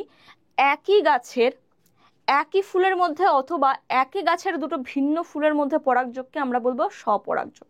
মানে এই যে একটা গাছ, এর মধ্যে দুটো ফুল, তো এই পরাগ রেণু যদি এই ফুলেরই গর্ভমুণ্ডে পড়ে, অথবা এই ফুলের পরাগ রেণু যদি এই অন্য একটা ফুলের গর্ভমুণ্ডে পড়ে, মানে সেই গাছেরই, তাহলে এই সেম গাছের মধ্যে পরাগ যোগ হলে সেটাকে আমরা বলবো স্বপরাগ যোগ। ঠিক আছে? তাহলে স্বপরাগ যোগকে আমরা দুটো ভাগে ভাগ করতে পারি। যদি সেম ফুলের মধ্যে পরাগ যোগ হয় এটাকে বলবো অটোগ্যামি, আর একই গাছের দুটো ভিন্ন ফুলের মধ্যে পরাগ যোগকে আমরা বলবো গেইটেনোগ্যামি। কি বললাম? স্বপরাগ যোগকে দুটো ভাগে ভাগ করলাম। যদি একই গাছের একই ফুলের মধ্যে পরাগ যোগ হয় তাহলে বলবো অটোগ্যামি, একই গাছের দুটো ভিন্ন ফুলের মধ্যে পরাগ যোগ হলে বলবো গেইটেনোগ্যামি। এটা গেল স্বপরাগ যোগ। এবার এই যে পরাগ রেণুগুলো যদি বাহিত হয়ে অন্য গাছের গর্ভমুণ্ডে পতিত হয় তাহলে এটাকে আমরা কি বলবো? ইতর পরাগ যোগ বা ক্রস পলিনেশন, ইতর পরাগ যোগ। বোঝা গেল? তবে অবশ্যই সেটা সেম প্রজাতির হতে হবে। এমন না জবা ফুলের পরাগ রেণু গিয়ে গোলাপ গাছে গিয়ে পড়লো পরাগ যোগ হয়ে যাবে, তা কিন্তু নয়। একই প্রজাতিভুক্ত হতে হবে। তারপরে এখানে দুটো সেম গাছই দেখতে পাচ্ছ, একই প্রজাতির কোনো ফুলের পরাগ রেণু যদি কোনো বাহকের মাধ্যমে দূরবর্তী স্থানে বাহিত হয়ে অন্য গাছের ফুলের মধ্যে গর্ভমুণ্ডে পতিত হয় তাহলে সেটাকে আমরা বলছি ইতর পরাগযোগ। তাহলে ইতর পরাগযোগ হতে গেলে দেখো একটা ডিস্টেন্স রয়েছে, আর এই ডিস্টেন্সটা কভার করতে আমার কি প্রয়োজন? বাহক প্রয়োজন। সেলফ পলিনেশন বা স্বপরাগযোগে কিন্তু আমাদের বাহকের দরকার নেই, তাই না? কিন্তু এখানে আমাদের কি দরকার? এখানে আমাদের দরকার বাহক বা ক্যারিয়ার। তাহলে এই বাহক অনুযায়ী ইতর পরাগযোগের অনেকগুলো ভাগ রয়েছে যেগুলো কিন্তু ইম্পর্টেন্ট, সেখান থেকে আমাদের কিন্তু কোশ্চেন আসতে পারে। তো কি কি ভাগ রয়েছে? যেমন বায়ুর মাধ্যমে পরাগযোগ হতে পারে, মানে বায়ুর মাধ্যমে বাহিত হতে পারে, বায়ুর সাহায্যে পরাগযোগ। কি বলবো বায়ুর সাহায্যে পরাগযোগকে? বলবো অ্যানিমোফিলি। বায়ুর সাহায্যে পরাগযোগকে বলবো অ্যানিমোফিলি। যেমন ধান, ভুট্টা, গম, যেগুলো ছোট ছোট ভীষণ সূক্ষ্ম পরাগরেণু যেগুলো বায়ুর সাহায্যে বাহিত হতে পারে। তোমাদের কিন্তু এই এক্সাম্পলগুলো মনে রাখতে হবে আর এই নামগুলো। বায়ুর সাহায্যে পরাগযোগ হলে কি বলে? অ্যানিমোফিলি। কারণ এভাবে প্রশ্ন আসতে পারে এমসিকিউতে যে বায়ুর সাহায্যে পরাগযোগকে কি বলা হয়? অ্যানিমোফিলি, অর্নিথোফিলি, ম্যালাকোফিলি, এরকম বিভিন্ন দিয়ে দিল, জুফিলি। তো অপশনের মধ্যে তোমাদের কিন্তু নামটা বাছতে হবে। তাহলে এই নামগুলো পড়তে হবে যে কার সাহায্যে পরাগযোগ হলে কি বলা হয়, আর সেই পরাগযোগের দুটো করে এক্সাম্পল কিন্তু তোমাদের পড়ে রাখতে হবে। যেমন বায়ুর সাহায্যে পরাগযোগ হয়, এক্সাম্পল দিয়েছে ধান, পাতা শ্যাওলা, পদ্ম, এরকম বিভিন্ন এক্সাম্পল দিয়েছে। তো সেখানে কিন্তু আমাদের এক্সাম্পলগুলো জানতে হবে, এখান থেকেও কোশ্চেন হবে। তাহলে বায়ুর সাহায্যে পরাগযোগ হতে পারে। নেক্সট, জলের সাহায্যে পরাগযোগ হতে পারে।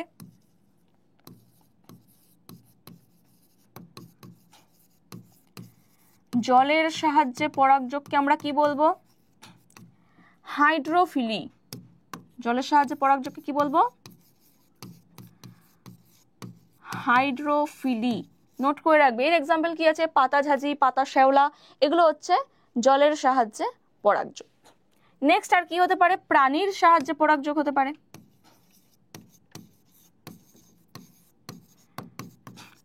প্রাণীর সাহায্যে পরাগযোগ। প্রাণীর সাহায্যে পরাগযোগকে আমরা কি বলবো? জুফিলি। জুফিলি। এবার প্রাণীর সাহায্যে তো অনেক রকমের প্রাণী রয়েছে, এই জুফিলির আন্ডারে দেখবে প্রায় 10-12টা পয়েন্ট বইতে আছে, তো এতগুলো পড়ার দরকার নেই, সেখান থেকে কিন্তু মেন 4টে আসে, সেইগুলোই আমরা দেখব। ঠিক আছে, তাহলে আমরা বাহক দেখলাম। তাহলে প্রাণীর সাহায্যে যে পরাগযোগ স্পেশাল টাইপ কয়েকটা আমরা দেখে নিই। ফার্স্টে এখানে দেখতে পাচ্ছ সুন্দর একটা ছবি, অর্নিথোফিলি, এটাও একটা প্রাণী পরাগী। তাহলে এখানে কার সাহায্যে পরাগযোগ হচ্ছে? পাখির সাহায্যে পরাগযোগ হচ্ছে, তাই না? তাহলে পাখির সাহায্যে পরাগযোগকে আমরা বলি, পাখির সাহায্যে পরাগযোগকে আমরা কি বলবো? অর্নিথোফিলি। আমাদের এই নামটা কিন্তু মনে রাখতে হবে। আর কি মনে রাখতে হবে? এক্সাম্পল, কি কি এক্সাম্পল আছে? পলাশ, শিমুল, যেগুলো বড় ফুল, একটু মাকু আকৃতি বিশিষ্ট, চোঙ আকৃতি হয়, সেই ফুলগুলোতে কিন্তু পাখি পরাগযোগ ঘটায়। আর অবশ্যই এই বৈশিষ্ট্যগুলো আমাদের কিছু কিছু বৈশিষ্ট্য পড়তে হবে। এই যে 4টে আমরা স্পেশাল টাইপ দেখাবো, এর মধ্যে এই বৈশিষ্ট্যগুলো তোমাদের পড়ে রাখতে হবে। যেমন পাখি পরাগী হলে কি? পাখি পরাগী হতে গেলে মকরন্দ থাকতে হবে, যে পরাগ রেণুটা সেটা পাখির খাদ্যের উপযোগী হতে হবে। ঠিক আছে, ফুলটা বড় হতে হবে, চোঙ আকৃতি বিশিষ্ট হতে হবে, তবেই সেটা পাখি পরাগী ফুল। নেক্সট আমরা দেখে নেব পতঙ্গ পরাগী। দেখতেই পাচ্ছ এখানে একটা পতঙ্গ পরাগযোগ করছে। আচ্ছা, এখানে একটা মেন কথা বলে রাখি, পতঙ্গ পরাগী ফুলের ক্ষেত্রে পোলেন কিট বলে একটা টার্ম আছে। তো পোলেন কিট কি জিনিস? আমরা সেই পরাগ রেণুর গঠন দেখলাম না, পরাগ রেণুর বহিঃপ্রাচীরে কি থাকে? স্পোরোপোলেনিন পড়েছি। তো স্পোরোপোলেনিন ছাড়াও কিছু যেগুলো পতঙ্গ পরাগী ফুল, মানে যেগুলো পতঙ্গের সাহায্যে পরাগযোগ ঘটে, তো ওই ধরনের ফুলের যে পরাগ রেণুর প্রাচীর একটা হলুদ চটচটে আঠালো পদার্থ দেখতে পাওয়া যায়, যেটাকে আমরা বলি পোলেন কিট। ঠিক আছে, এই হলুদ চটচটে আঠালো পদার্থগুলো কি, যখন পতঙ্গ এসে বসবে তার সারা গায়ে কিন্তু ওই পরাগ রেণুগুলো ওই আঠালো পদার্থের জন্য আটকে যায় তার গায়ে। এর ফলে ওই পতঙ্গটা গিয়ে যখন অন্য ফুলের মধ্যে গিয়ে বসবে, তখন সেখানে পরাগযোগ হয়ে যায়। তো এই পোলেন কিট কি করছে? পোলেন কিট পরাগযোগে সাহায্য করে, পতঙ্গ পরাগে সাহায্য করে। তাহলে পতঙ্গ পরাগী ফুলের মধ্যে পোলেন কিট দেখতে পাওয়া যায়। আর তাহলে পতঙ্গের সাহায্যে পরাগযোগকে আমরা কি বলবো?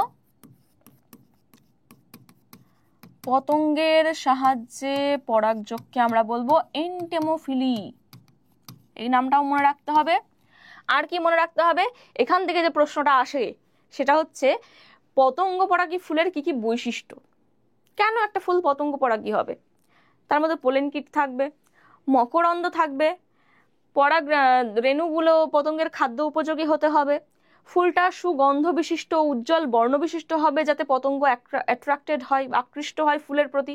এইগুলোই কিন্তু মেন পয়েন্ট তোমাদের মনে রাখতে হবে। ঠিক আছে, তো এইগুলো গেল পতঙ্গ পরাগী ফুলের বৈশিষ্ট্য। নেক্সট চলে আসছি বাদুড়ের সাহায্যে পরাগযোগকে আমরা কি বলবো? কাইরোপটেরোফিলি। বাদুড়ের সাহায্যে পরাগযোগ, বাদুড়ের সাহায্যে পরাগযোগকে বলবো কাইরোপটেরোফিলি। এর এক্সাম্পল কি হবে? কদম একটা এক্সাম্পল, বাদুড়ের সাহায্যে পরাগযোগ ঘটে। ঠিক আছে, তাহলে এই নামটাও তোমাদের মনে রাখতে হবে। বাদুড় পরাগী কোন ফুল? কদম ফুল। আর বাদুড়ের সাহায্যে পরাগযোগকে আমরা কি বলবো? কাইরোপটেরোফিলি। এই নামটা মনে রাখলে, আর একটা লাস্ট টাইপ হচ্ছে শামুকের সাহায্যে পরাগযোগকে আমরা বলবো মেলাকোফিলি। শামুকের সাহায্যে পরাগযোগকে আমরা বলবো মেলাকোফিলি। যেমন এক্সাম্পল কচু, যেগুলোতে স্প্যাডিক্স বা রসালো পুষ্পাক্ষ থাকে, সেরকম উদ্ভিদে কিন্তু শামুকের দ্বারা পরাগযোগ ঘটে। তাহলে মেলাকোফিলি হয়ে যাচ্ছে কি? শামুকের সাহায্যে পরাগযোগ। তাহলে এই পরাগযোগ কটা আমাদের মনে থাকবে, এই কটাই পড়তে হবে। তো এবার আসছি এই যে স্বপরাগযোগ আর ইতর পরাগযোগ। আচ্ছা, এখানে পরে আসবো। স্বপরাগযোগ আর ইতর পরাগযোগ যে দেখলাম, স্বপরাগযোগ আর কি দেখলাম? ইতর পরাগযোগ। এই দুটো পরাগযোগ হওয়ার জন্য কি কি মানে শর্ত বা অভিযোজনগত বৈশিষ্ট্য রয়েছে। যেমন আমি যদি বলি স্বপরাগযোগ কেন হবে একটা গাছে? ফুলটা উভয় লিঙ্গ তাই হবে, মানে ফুলটা উভয় লিঙ্গ হলে স্বপরাগযোগ হওয়ার চান্স থাকে। এবার শুধু উভয় লিঙ্গই নয়, উভয় লিঙ্গ হলেও ফুলটাকে সমপরিণতি হতে হবে। মানে এই যে আমরা দেখলাম না যে পুংকেশর, গর্ভকেশর এগুলো একসময় ইম্যাচিওর থাকে, সমসত্ব প্যারেনকাইমা কোষ বিশিষ্ট, পরে গিয়ে ম্যাচিওর হয়, গ্যামেট সৃষ্টি করে, তো এটাকে বলা হয় পরিণত হওয়া। তো এবার দেখা যাচ্ছে কোনো গাছে পুংকেশর আগে পরিণত হয়ে যাচ্ছে, গর্ভকেশর পরিণত হয়নি, তাহলে পরাগযোগ কি করে হবে? বা গর্ভকেশর পরিণত হয়ে গেছে, পুংকেশর পরিণত হয়নি, তো এরকম ক্ষেত্রে কিন্তু স্বপরাগযোগ সম্ভব নয়। তাই আমাদের কি করতে হবে? সমপরিণতি হবে, মানে পুংকেশর গর্ভকেশর যদি সেম টাইমে পরিণত হয় তবে সেখানে কিন্তু স্বপরাগযোগ হতে পারে। নেক্সট, ফুল যদি বদ্ধ প্রকৃতির হয়, মানে ক্লিস্টোগ্যামি, খুব ইম্পর্ট্যান্ট একটা টার্ম, ক্লিস্টোগ্যামি। ক্লিস্টোগ্যামি কি? কিছু ফুল আছে যেগুলো এরকম বদ্ধ প্রকৃতির হয়, আর এই বদ্ধ প্রকৃতির হওয়ার দরুন এর যে পুংকেশর এগুলোও ভেতরে থাকছে, আর এর যে গর্ভকেশর সেটাও ধরো ভেতরে থাকে। তাহলে এখান থেকে যখন পরাগ রেণু নির্গত হবে, পরাগ রেণু তো ফুলের বাইরে যেতে পারছে না, এর জন্য স্বপরাগযোগ হচ্ছে।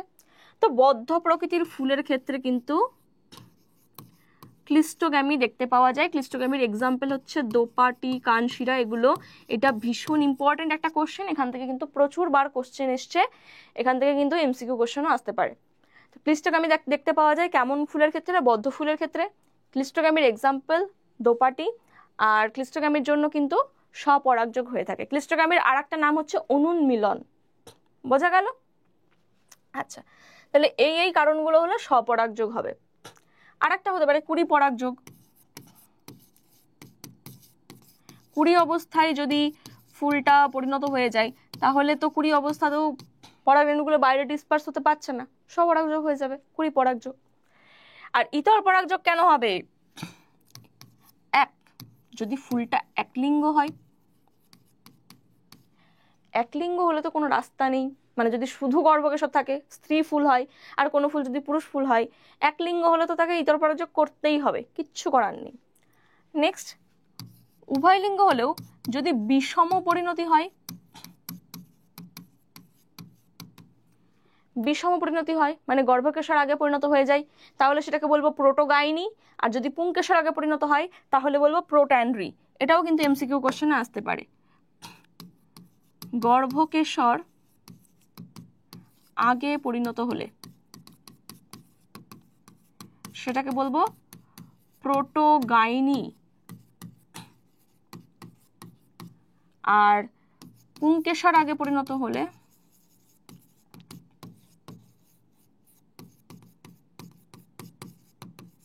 সেটাকে বলবো প্রোট্যান্ড্রি।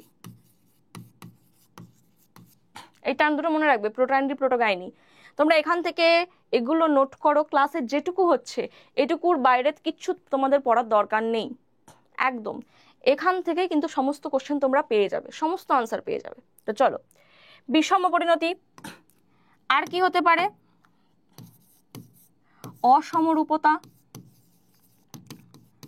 মানে ধরো এখানে পুংকেশরগুলো রয়েছে, গর্ভকেশরটা এতটা উঁচুতে রয়েছে, মানে যে গঠনটা একটু অন্য টাইপসের, মানে স্বপরাগযোগের অনুকূল নয়, সেক্ষেত্রেও কিন্তু এই অসমরূপতার ক্ষেত্রেও ইতর পরাগযোগ হতে পারে। ডাইকোগ্যামি বা হার্কোগ্যামি এগুলো রয়েছে সবই। হার্কোগ্যামিতে কি, বা স্ববন্ধাত্ব যেটা বলা হয়, কি স্ববন্ধাত্ব। কিছু কিছু ফুলের ক্ষেত্রে আছে কি নিজস্ব যে গাছের যে পরাগরেণু সেটা গর্ভমুণ্ডে পড়লে সেখানে কিন্তু পরাগযোগ হয় না, এটাকে বলা হয় স্ববন্ধাত্ব। এর ফলেও কিন্তু ইতর পরাগযোগ হয়ে থাকে। তাহলে এই কারণগুলোর জন্য কি হচ্ছে, ইতর পরাগযোগ হয়, আর এই কারণগুলোর জন্য হচ্ছে স্বপরাগযোগ। বোঝা গেল? তো আমাদের এখানে পলিনেশন চ্যাপ্টার ক্লোজ। পলিনেশন বা পরাগযোগ সম্পর্কে আমাদের কমপ্লিট হয়ে গেছে। তো পরাগযোগ হওয়ার পর মানে গর্ভমুণ্ডে পরাগ রেণু পড়ার পর, এই যে গর্ভমুণ্ড আর এখানে যে পরাগ রেণুটা পড়লো, পরাগযোগ হলো, পরাগযোগ হওয়ার পর কি হবে, এদের মধ্যে একটা রিয়াকশন হবে যেটাকে বলা হয় পোলেন পিস্টিল ইন্টারাকশন। পিস্টিল বা কার্পেল গর্ভকেশরকে বলছি আমরা, আর পোলেন মানে বুঝতেই পারছো, পোলেন গ্রেন বা পরাগরেণুকে বলছি। তো পোলেন পিস্টুলের মধ্যে কি ইন্টারাকশন হয়? এদের মধ্যে ইন্টারাকশন হয় যে পরাগরেণুটা যখন পড়ছে, পরাগরেণুটা নিজ প্রজাতি বিশিষ্ট গাছের গর্ভমুণ্ডে যখন পড়ছে, তখন এই গর্ভমুণ্ডের ওপর থাকা যে জলীয় রস এখানে থাকে, এক ধরনের শর্করা জাতীয় জলীয় রস, যেটাকে পরাগরেণু অ্যাবজর্ব করে সেখানে অঙ্কুরোদ্গম হওয়ার চেষ্টা করে, জার্মিনেট করার চেষ্টা করে। যেমন একটা মাটিতে যদি আমি বীজ ফেলে রাখি, সেখানে যদি পর্যাপ্ত জল, পুষ্টি, নিউট্রিয়েন্টস পাই, তাহলে সেই বীজটা মাটি থেকে পুষ্টি পদার্থ অ্যাবজর্ব করে সে কি করবে, ওখানে অঙ্কুরোদ্গম করবে, চারা গাছ বের করবে। ঠিক তেমনটা হয় এখানে, যে গর্ভমুণ্ডের ওপরে গর্ভমুণ্ডের যে স্যাপ বা জলীয় রসটা, শর্করা জাতীয় খাদ্য, সেটাকে অ্যাবজর্ব করবে রেণু, অ্যাবজর্ব করে কি করবে, এখান থেকে একটা পোলেন টিউব বা পরাগ নালী তৈরি করবে, যেটাকে গর্ভদণ্ডের মধ্যে দিয়ে ভেতরে প্রবেশ করাবে, মানে পরাগ নালী প্রবেশ করাবে। এটাকেই আমরা বলছি পোলেন পিস্টুল ইন্টারঅ্যাকশন। তবে ইন্টারঅ্যাকশন তো অনেক রকমের হতে পারে। ধরো একটা গর্ভমুণ্ডে অন্য কোনো প্রজাতির ফুলের পরাগরেণু পড়লো, তাহলে কি হবে পরাগযোগ? ইন্টারঅ্যাকশনটা ঠিকঠাক হবে না। বা অনেক সময় স্ববন্ধাত্বের কারণেও নাও হতে পারে পরাগযোগ। তো এইগুলোকে আমরা বলে থাকি যৌন অসাযুজ্যতা। যৌন অসাযুজ্যতা, এটার মানে কি, পরাগরেণু গর্ভমুণ্ডে পড়ার পরেও, মানে পরাগযোগ হওয়ার পরেও যদি এই পরাগ গর্ভকেশর প্রতিক্রিয়া ঠিকঠাক না হয় বা পরাগ নালী যদি ভেতরে প্রবেশ করতে না পারে, তাহলে সেটাকেই আমরা কি বলছি, যৌন অসাযুজ্যতা। যেটা দুটো প্রকৃতির হতে পারে, অন্তঃপ্রজাতীয় অসাযুজ্যতা হতে পারে, আন্তঃপ্রজাতীয় হতে পারে। অন্তঃপ্রজাতি কেন হবে? অন্তঃপ্রজাতি বলতে কি বুঝি? অন্ত মানে সেম প্রজাতির মধ্যেও যদি স্ববন্ধাত্মতার কারণে বা অন্য কোনো জেনেটিক কারণে যদি পরাগ গর্ভকেশর প্রতিক্রিয়া না হয়, মানে পরাগনালী গঠিত না হয়, তাহলে সেটাকে বলবো অন্তঃপ্রজাতি যৌন অসাযুজ্যতা। আর আন্তঃপ্রজাতি তো হবেই না। দুটো ভিন্ন প্রজাতির ক্ষেত্রে পরাগরেণু গর্ভমুণ্ডে পড়লে কখনোই পরাগযোগ হবে না, তাহলে সেটাকে বলছি আমরা আন্তঃপ্রজাতি যৌন অসাযুজ্যতা। ক্লিয়ার? এটা গেল পোলেন পিস্টুল ইন্টারঅ্যাকশন, হয়ে গেল ইন্টারঅ্যাকশন। এবার ইন্টারঅ্যাকশন যদি ঠিকঠাক হয়, যদি পরাগরেণু গর্ভমুণ্ডের উপর জার্মিনেট করতে পারে, তাহলে আমাদের নিষেক প্রক্রিয়া এবার স্টার্ট করা যায়, তাই তো? তাহলে আমরা স্টার্ট করি নিষেক প্রক্রিয়া, ডাবল ফার্টিলাইজেশন। এখানে একটা ফুল দেখতে পাচ্ছ, ফুলের বিভিন্ন অংশ, মানে এখান থেকে এই যে পরাগরেণু নির্গত হয়েছে, সেই পরাগরেণু গর্ভমুণ্ডে পড়েছে, আর গর্ভমুণ্ডে পড়ার পর পরাগ নালী এরম তৈরি করছে। তো আমরা প্রসেসটা একটু দেখে নিই। এই সাইডে দেখাচ্ছি, একটু বড় করে দেখাই।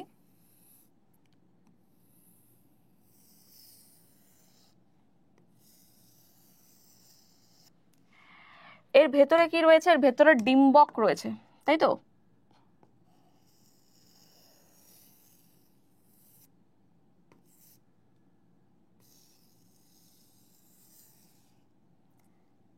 এটাকে একটা ডিম্বক।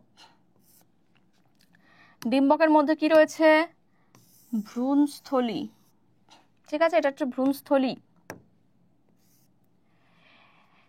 ভ্রূণস্থলীর মধ্যে কি কি থাকে আমরা তো জানি।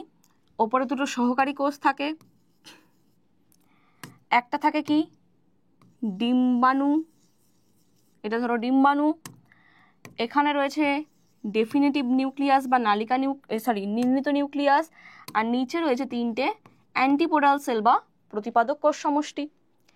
এই রকম অবস্থায় কে আসলো? রেণু আসলো। এখানে রেণু পতিত হলো। রেণু পতিত হওয়ার পর কি হচ্ছে, যখন ইন্টারাকশন হয়ে যাবে, এই জায়গাটা ডিজলভ হয়ে গেল, পোলেন পিস্টুল ইন্টারাকশন হলো, গর্ভকেশরের এই জায়গাটা ডিজলভ হয়ে গেল, রেণু সমন্বিত জায়গাটা। এবার এর মধ্যে একদম চলে যাও যে মাইক্রো গ্যামেটোজেনেসিস আমরা শেষ করেছিলাম। কিভাবে শেষ করেছিলাম? যে এর মধ্যে একটা নালিকা নিউক্লিয়াস ছিল এরকম, আর দুটো মেল গ্যামেট ছিল, মনে পড়ছে? দুটো মেল গ্যামেট ছিল আর একটা নালিকা নিউক্লিয়াস ছিল। এই নালিকা নিউক্লিয়াস কি করবে? এই ফাঁকা জায়গা দিয়ে পোলেন টিউব বা পরাগ নালী তৈরি করে এরম ভেতরে চলে এলো। কোথায় চলে এলো? ভ্রূণস্থলীর মধ্যে প্রবেশ করলো। আর এই নালীপথ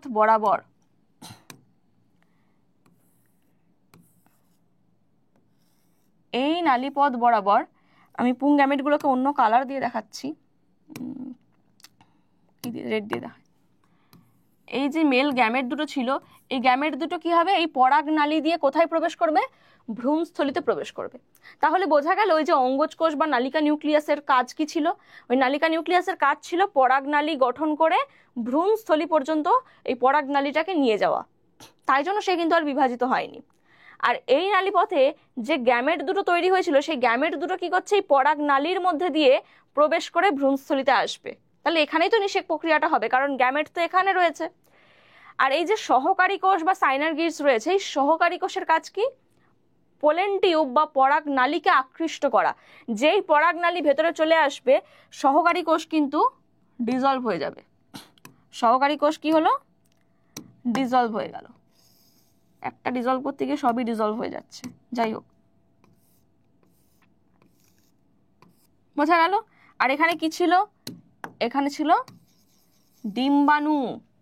এবার দেখো কি হয়, এই যে ডিম্বাণুটা রয়েছে, এটা কি ডিম্বাণু, যেটা হ্যাপ্লয়েড প্রকৃতির। এই ডিম্বাণুকে একটা পুংগ্যামেট নিষিক্ত করবে। এখানে দুটো পুংগ্যামেট রয়েছে, এই দুটোর মধ্যে একটা পুংগ্যামেট নিষিক্ত করছে। তাহলে দুটো হ্যাপ্লয়েড মিলে কি তৈরি করলো, দুটো হ্যাপ্লয়েড মিলে তৈরি করলো একটা জাইগোট, ডিপ্লয়েড জাইগোট। বোঝা গেল। তাহলে এখানে একবার নিষেক হলো, মেল গ্যামেট আর একটা পড়ে রয়েছে। আর একটা মেল গ্যামেট কি করবে, এই যে নির্ণীত নিউক্লিয়াস ছিল না, নির্ণীত নিউক্লিয়াস, এর সাথে আর একটা মেল গ্যামেট মিলিত হবে। তাহলে দেখো এটা হলো হ্যাপ্লয়েড, আর নির্ণীত নিউক্লিয়াস ছিল ডিপ্লয়েড। তাহলে ডিপ্লয়েড হ্যাপ্লয়েড মিললে তৈরি হয় কি, ট্রিপ্লয়েড। তাহলে এখানে এন্ডোস্পার্ম বা শস্য তৈরি হবে, এন্ডোস্পার্ম বা শস্য তৈরি হচ্ছে। আর সেটা কি প্রকৃতির, 3N, ট্রিপ্লয়েড শস্য তৈরি হলো। কি হলো বোঝা গেল, দুটো পুংগ্যামেট পরাগ নালী দিয়ে প্রবেশ করলো, একটা পুংগ্যামেট ডিম্বাণুকে নিষিক্ত করে তৈরি করে ডিপ্লয়েড জাইগোট, আর একটা গ্যামেট মানে পুংগ্যামেট নির্ণীত নিউক্লিয়াসকে নিষিক্ত করে তৈরি করে ট্রিপ্লয়েড শস্য বা এন্ডোস্পার্ম। দুবার নিষেক হলো। দুবার নিষেক হওয়ার জন্য এই প্রক্রিয়াকে আমরা বলে থাকি দ্বি-নিষেক প্রক্রিয়া বা ডাবল ফার্টিলাইজেশন। উপরে হেডিং দেখতে পাচ্ছ। কেন দ্বি-নিষেক বলা হয়, কারণ এখানে দুবার নিষেক ঘটলো। আর নিচে যে প্রতিপাদক কোষ সমষ্টি বা অ্যান্টিপোডাল সেলস রয়েছে, এগুলো কিন্তু নিষেকের পরে ডিজেনারেট করে যাবে, বিনষ্ট হয়ে যাবে, মানে পরবর্তীকালে শস্য গঠনে বা ফল গঠনে সাহায্য করবে, পুষ্টি যোগাতে, নিজে ডিজেনারেট করে যাবে। বোঝা গেল। তাহলে এই হচ্ছে দ্বি-নিষেক প্রক্রিয়া। তাহলে দ্বি-নিষেক প্রক্রিয়ায় যদি আমাকে বলে দ্বি-নিষেক প্রক্রিয়ায় কি কি প্রোডাক্ট পাওয়া যায়, কি কি প্রোডাক্ট পাওয়া যাবে, একটা ডিপ্লয়েড জাইগোট আর একটা ট্রিপ্লয়েড শস্য পাওয়া যাবে। এটা হচ্ছে দ্বি-নিষেকের প্রোডাক্ট। এবার দেখো এই দ্বি-নিষেক সংক্রান্ত তিনটে টার্ম রয়েছে, ভীষণ ইম্পর্টেন্ট, যেখান থেকে কোশ্চেন আসে। একটা হচ্ছে পোরোগ্যামি, একটা হচ্ছে চ্যালাজোগ্যামি, আর একটা হচ্ছে মেসোগ্যামি। এক সেকেন্ড, ওই স্লাইডটা কি নেই, হ্যাঁ এখানটা একবার দেখিয়ে দিই, এই ছবিটার দিকে দেখো। টাইপ অফ ওভিউল, আমরা যে ভেতরে দেখলাম না যে গর্ভাশয়, গর্ভাশয়ের মধ্যে ডিম্বক থাকে, এই ছবিটা আমরা বারবার দেখিয়েছি। তো এই ছবিটাই দেখো, ডিম্বক রন্ধ্রটা ওপরের দিকে রয়েছে। ডিম্বক রন্ধ্র ওপরের দিকে থাকার জন্য এইটাকে আমরা কি বলছি, অর্থোট্রপাস বা ঊর্ধ্বমুখী ডিম্বাণু। এটা কি ঊর্ধ্বমুখী। এখানে এই ছবিগুলো তোমাদের জেনে রাখতে হবে, এই ছবি দিয়ে কিন্তু এমসিকিউ আসতে পারে, ডায়াগ্রাম বেসড। চারটে ছবি দিয়ে বললো এই বিসি, এর মধ্যে কোনটা বক্রমুখী, এর মধ্যে কোনটা পার্শ্বমুখী, তো এগুলো মনে রাখতে হবে। এইটা যাচ্ছে ঊর্ধ্বমুখী, এইটা দেখো কি ডিম্বক রন্ধ্রটা নিচের দিকে, নিচের দিকে মুখ মানে অধোমুখী বলবো এটাকে, অ্যানাট্রাপাস বা অধোমুখী। এটা কি অ্যাম্ফিট্রাপাস বা বক্রমুখী। তারপরে রয়েছে কি, এটা পাশের দিকে মুখটা রয়েছে তাই পার্শ্বমুখী বলছি, ক্যাম্পাইলোট্রপাস, এটা এক প্রকার বক্রমুখী। আর এটা হচ্ছে সার্সিনোট্রপাস, পুরো ঘূর্ণন, মানে সার্সিনেট ভার্নেশনের মতন একটা ঘূর্ণন দেখতে পাওয়া যায়। তো এই ডিম্বকের নামগুলো তোমাদের মনে রাখতে হবে। তার মানে সপুষ্পক উদ্ভিদের বিভিন্ন উদ্ভিদের মধ্যে ডিম্বকটা বিভিন্নভাবে প্রেজেন্ট থাকতে পারে, ঊর্ধ্বমুখী থাকতে পারে, অর্ধমুখী থাকতে পারে, বক্রমুখী থাকতে পারে, পার্শ্বমুখী থাকতে পারে। তো এরকম যদি থাকে তাহলে যে পোলেন টিউব বা পরাগ নালীটা বিভিন্নভাবে প্রবেশ করতে পারে, মানে কোথা দিয়ে প্রবেশ করবে তার উপর ডিপেন্ড করে কিন্তু এই তিনটে টার্ম আমি লিখেছি। দেখো, পোড়োগামী কখন বলবো? পোড়োগামী বলবো যখন এই ধরো ডিম্বকটা রয়েছে আর ডিম্বকের রন্ধ্র দিয়ে, মানে ডিম্বক রন্ধ্র দিয়ে যখন ডিম্বক রন্ধ্র দিয়ে যে পোলেন টিউব প্রবেশ করবে, পোলেন টিউব প্রবেশ করলে তাকে আমরা বলছি পোড়োগামী। পোড় ওপরের ছিদ্র, ছিদ্র দিয়ে প্রবেশ করছে তাই জন্য কি বলছি? পোড়োগামী। চ্যালাজোগামী কখন বলবো? ধরো এইভাবে ডিম্বকটা রয়েছে, তাহলে এখানে ভ্রূণস্থলী, ডিম্বক মূল দিয়ে যদি পোলেন টিউবটা প্রবেশ করে, কোথা দিয়ে? ডিম্বক মূল দিয়ে যদি ভ্রূণস্থলীতে প্রবেশ করে তাহলে সেটাকে বলবো চ্যালাজোগামী। চ্যালাজা দিয়ে ঢুকছে তাই চ্যালাজোগামী। আর মেসোগামী কখন বলবো? ধরো একটা পার্শ্বমুখী ডিম্বক রয়েছে, এখানে ভ্রূণস্থলী, এখান থেকে পোলেন টিউবটা ঢুকছে কোথা দিয়ে? ডিম্বক ত্বক দিয়ে। ডিম্বক ত্বক দিয়ে যদি প্রবেশ করে তাহলে সেটাকে বলবো মেসোগামী। এই টার্ম তিনটে কিন্তু মনে রাখতে হবে, ভীষণ ভীষণ ইম্পর্টেন্ট। বিভিন্নভাবে ছবি দিতে পারে, তোমাদের দেখতে হবে ছবিটা, যে ডায়াগ্রাম বেসড কোশ্চেনও আসতে পারে। ছবিতে দেখা যাচ্ছে যে ডিম্বক মূল দিয়ে প্রবেশ করছে পরাগনালী দিয়ে, বললো এটা কি ধরনের পরাগযোগ, পোড়োগামী, চ্যালাজোগামী, মেসোগামী নাকি কোনোটিই নয়, তোমাদের আনসার করতে হবে। তাই এটা মনে রাখতে হবে, ডিম্বক রন্ধ্র দিয়ে প্রবেশ করলে পোড়োগামী, ডিম্বক মূল দিয়ে প্রবেশ করলে চ্যালাজোগামী, আর ডিম্বক ত্বক দিয়ে প্রবেশ করলে মেসোগামী। বোঝা গেল? এটা গেল ডাবল ফার্টিলাইজেশন বা দ্বিনিষেক প্রক্রিয়া। এরপর আমরা দেখব এমব্রায়োজেনেসিস। ঠিক আছে, এবার দেখব আমরা এমব্রায়োজেনেসিস বা ভ্রূণের পরিস্ফুটন। পরিস্ফুটন কিভাবে হয়, মানে এই যে জাইগোট তৈরি করলাম, একটা এককোষী জাইগোট, এই জাইগোটটার পরিস্ফুটন কিভাবে হবে, মানে ভেতরে কোষ বিভাজন কিভাবে হবে, কোষ বিভাজন হয়ে একটা সময় পরে তো জাইগোটটা অ্যাকচুয়ালি কি? জাইগোটটা অ্যাকচুয়ালি বীজ, এই যে বীজ, তো এই বীজ থেকে একটা সময় কি হয়? চারা গাছ বের হয়। তো বীজ থেকে এরকম কি হবে? একটা চারা গাছ বের হবে, এখানে মূল তৈরি হবে, তাই না? তাহলে এই যে চারা গাছ, মূল তৈরি হবে, কোন কোন পার্টস থেকে এই চারা গাছটা বেরোবে? কোন পার্ট থেকে পাতাটা তৈরি হবে, মানে বীজপত্র তৈরি হবে? কোথা থেকে বীজপত্রাবকাণ্ড তৈরি হচ্ছে? কোথা থেকে মূল তৈরি হচ্ছে? এইগুলোই দেখবো যে কিভাবে জাইগোটটা ভেতরে বীজের মধ্যে বিভাজন হচ্ছে, তারপরে কিভাবে এই অঙ্কুরোদ্গমটা করছে। আমরা অঙ্কুরোদ্গম অবধি যাব না, কিন্তু ভেতরে কি কি পার্টস তৈরি করলে এবং কোন পার্টস থেকে এই যে চারা গাছের পার্টসগুলো তৈরি হবে সেই অবধি আমরা পড়বো। ঠিক আছে, এটাকেই বলছি আমরা ভ্রূণের পরিস্ফুটন বা এমব্রায়োজেনেসিস। তো মন দিয়ে দেখো, আমরা একদম এককোষী জাইগোট থেকে স্টার্ট করছি। এটা দ্বিবীজপত্রী উদ্ভিদের ক্ষেত্রে আমরা করছি। দ্বিবীজপত্রী উদ্ভিদে কটা বীজপত্র দেখতে পাওয়া যায়? দুটো বীজপত্র দেখতে পাওয়া যায় দ্বিবীজপত্রী উদ্ভিদে। তো এইখান থেকে আমরা দেখো স্টার্ট করছি। এই যে জাইগোটটা রয়েছে, জাইগোটটা মাইটোসিস প্রক্রিয়ায় কিন্তু বারবার বিভাজন হবে। তো বিভাজিত হয়ে ধরো দুটো কোষ তৈরি করলো, আমি দুটো কালার দিয়ে দেখাচ্ছি, দুটো কোষ তৈরি করলো। ঠিক আছে, একটা প্রান্তীয় কোষ, এটাকে বলছি কি? প্রান্তীয় কোষ, আর নিচেরটাকে বলবো ভ্রূণধর কোষ।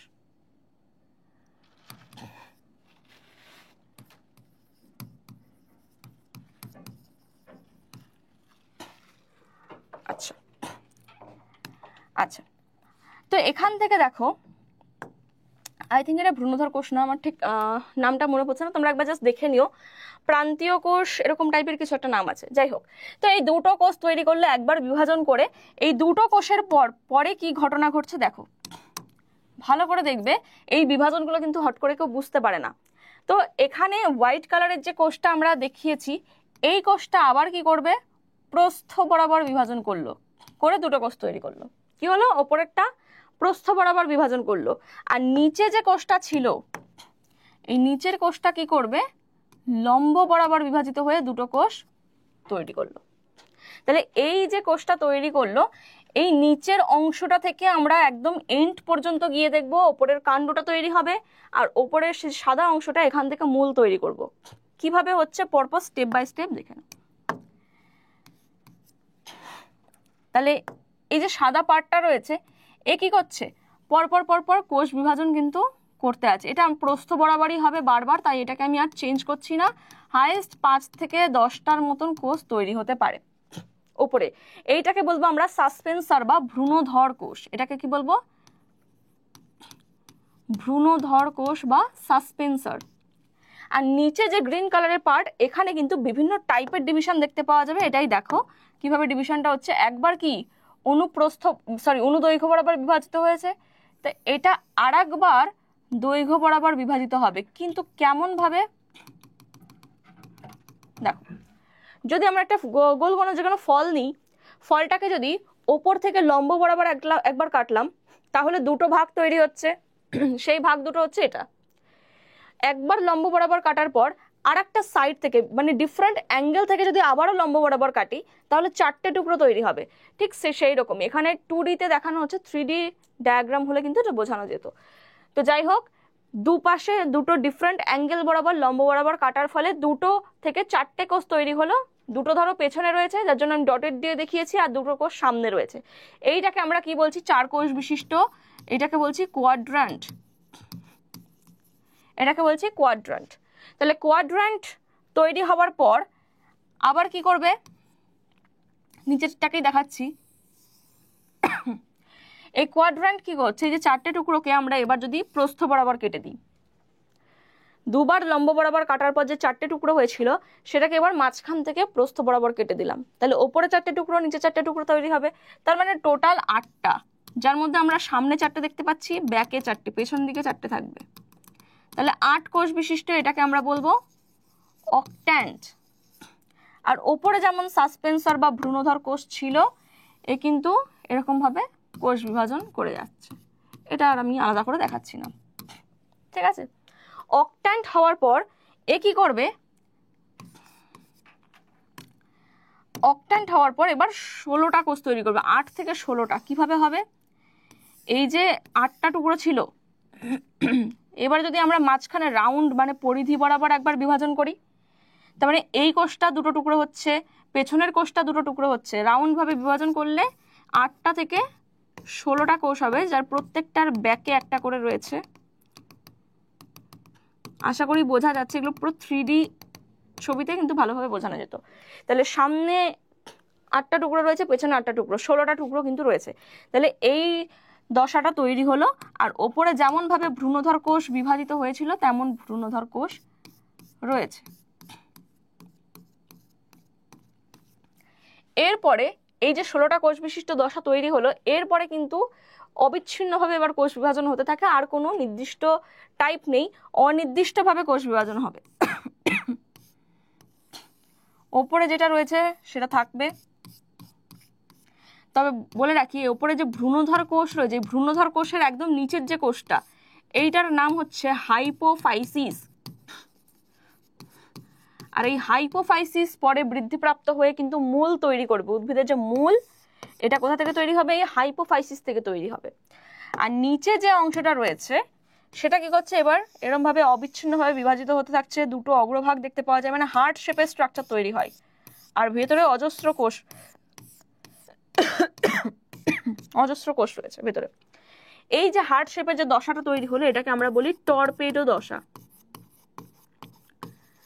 টর্পেডো দশা, ঠিক আছে? এরপরে এই 2টো ভাগ আরো বৃদ্ধিপ্রাপ্ত হবে, মানে এইভাবে কিন্তু বৃদ্ধি পেতে থাকছে। আর এখানে ভ্রূণধর কোষ যেমন ভাবে ছিল, হাইপোফাইসিস সহ সেগুলো রয়েছে। তাহলে এখান থেকে কি তৈরি হবে? মূল তৈরি হবে। আর এই যে 2টো অগ্রভাগ দেখতে পাচ্ছ, এই দুটোকে আমরা কি বলছি? বীজপত্র। এখান থেকে তৈরি হবে পরবর্তীকালে বীজপত্র তৈরি হবে। আর এটাকে বলবো বীজপত্রাবকাণ্ড, হাইপোকোটাইল, বীজপত্রাবকাণ্ড। এটাকে বলবো বীজপত্রাধিকাণ্ড, এপিকোটাইল, বীজপত্রাধিকাণ্ড। মানে এই যে ভেতরে অংশটা তৈরি হলো, অ্যাকচুয়ালি কিভাবে হলো? এই যে এই অংশটা এখানে ছিল, আর এই হোয়াইট কালারের যে সাসপেন্সার এখানে ছিল, এখান থেকে মূল তৈরি হচ্ছে। আর এটা বৃদ্ধি পেয়ে এই কাণ্ড পাতা তৈরি করবে। বোঝা গেল? এইটাকে বলছি আমরা এমব্রায়োজেনেসিস বা ভ্রূণের পরিস্ফুটন। ক্লিয়ার? এটা গেল দ্বিবীজপত্রী উদ্ভিদের। একবীজপত্রী উদ্ভিদের মধ্যে খুব সরলভাবে দেখতে পাওয়া যায়। একবীজপত্রী উদ্ভিদের তোমাদের শুধু বীজের ভেতরে যে গঠনটা সেটা জেনে রাখাটাই ভালো। একবীজপত্রী উদ্ভিদের ক্ষেত্রে কি হয় ব্যাপারটা দেখো, ছবিটা এইরকম টাইপের হবে।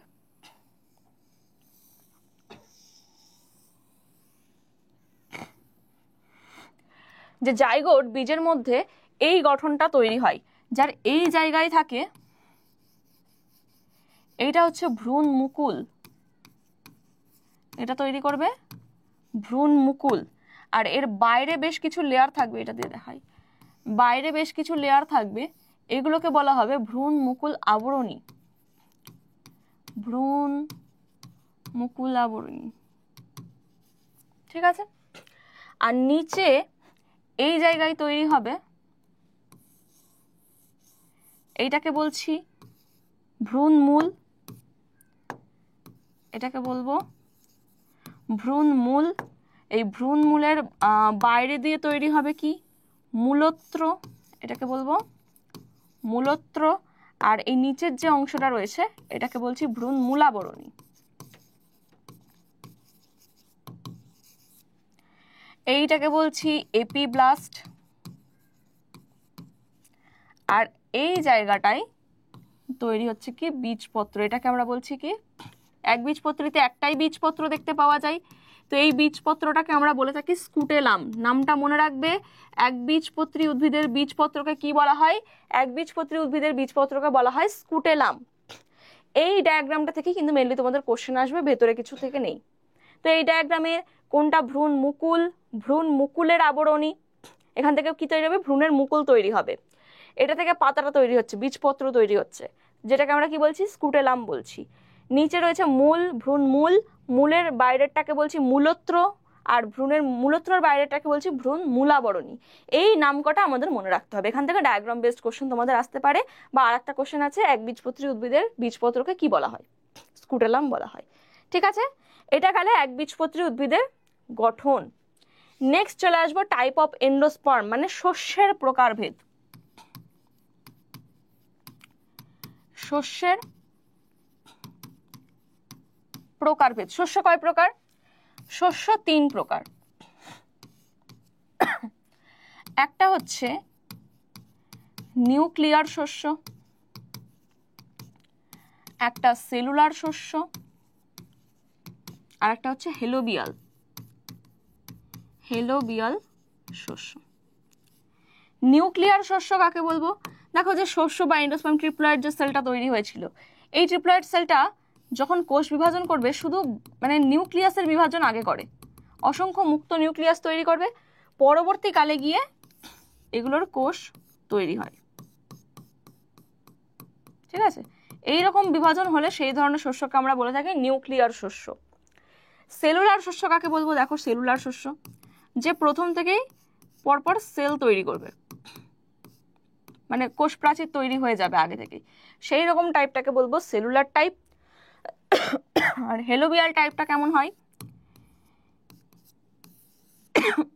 সরি, এটা বিভাজিত হয়ে দুটো কোষ তৈরি করছে, যার মধ্যে একটা দিকে তৈরি হয় নিউক্লিয়ার টাইপের, আর এক দিকে তৈরি হয় সেলুলার টাইপসের। দু ধরনের কোষ বিভাজনই দেখতে পাওয়া যায়। এই ধরনের কোষ শস্যকে আমরা বলে থাকি হেলোবিয়াল শস্য। তাহলে শস্যের প্রকারভেদ যদি বলা হয়, এই 3টে টাইপ আমাদের মনে রাখতে হবে, নিউক্লিয়ার, সেলুলার আর হেলোবিয়াল, এই 3টের একটা করে এক্সাম্পল তোমরা পড়ে রাখবে, ঠিক আছে। তাহলে শস্যের প্রকারভেদ চলে গেল। টাইপ অফ ওভিউল, ডিম্বকের প্রকারভেদ, এটা আমি অলরেডি বলে দিয়েছি, মনোস্পোরিক, বাইস্পোরিক, টেট্রাস্পোরিক, আগে এটা বলা হয়ে গেছে। ডিম্বকের প্রকারভেদ, আর এই টাইপ অফ ওভিউলের মধ্যে এই যে গঠনগুলো রয়েছে তোমাদের ঊর্ধ্বমুখী, অধোমুখী, এটাও কিন্তু আমার বলা হয়ে গেছে। এইখান থেকে ডায়াগ্রাম বেসড কোশ্চেন তোমাদের হতে পারে। তো চলো এইবার আমরা চলে আসব ফ্রুট বা ফলে। ফুলের গঠন দেখে নিয়েছি, ফুলের মধ্যে কিভাবে কি পার্টস রয়েছে, তার মধ্যে পুংস্তবক, স্ত্রীস্তবক, রেণু তৈরি, গ্যামেট তৈরি এবং দ্বিনিষেক, সেখান থেকে ভ্রূণের পরিস্ফুটন, আমাদের টোটাল কমপ্লিট। ফলের পার্টগুলো দেখে নিই, ফলে কি কি আছে, আমাদের বেশি কিছু নেই। আর ফলের এখানে দেখতে পাচ্ছ একটা আদর্শ ফল ছবি দেওয়া আছে, তো এই আদর্শ ফলের একদম বহিস্তকটাকে আমরা কি বলবো, বহিস্তকটাকে বলবো এপিকার্প, মিডিলেরটাকে বলবো মেসোকার্প,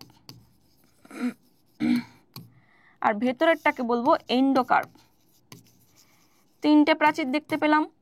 আর এইটা তো কি, এটা হচ্ছে বীজ, সিড, জাইগোট যেটা, ঠিক আছে। তাহলে এই চারটে পার্ট, এখান থেকেও ফলের ছবিটা দিয়ে ডায়াগ্রাম বেস কোশ্চেন আসতে পারে এখানে। এ বি সি শনাক্ত করো ফলের গঠন। তাহলে ফল তৈরি হয় কোথা থেকে? ফল তৈরি হয়, আমরা বলতে পারি নিষিক্ত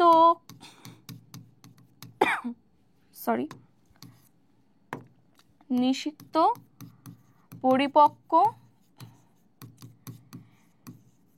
ডিম্বাশয়কেই ফল বলা হয়।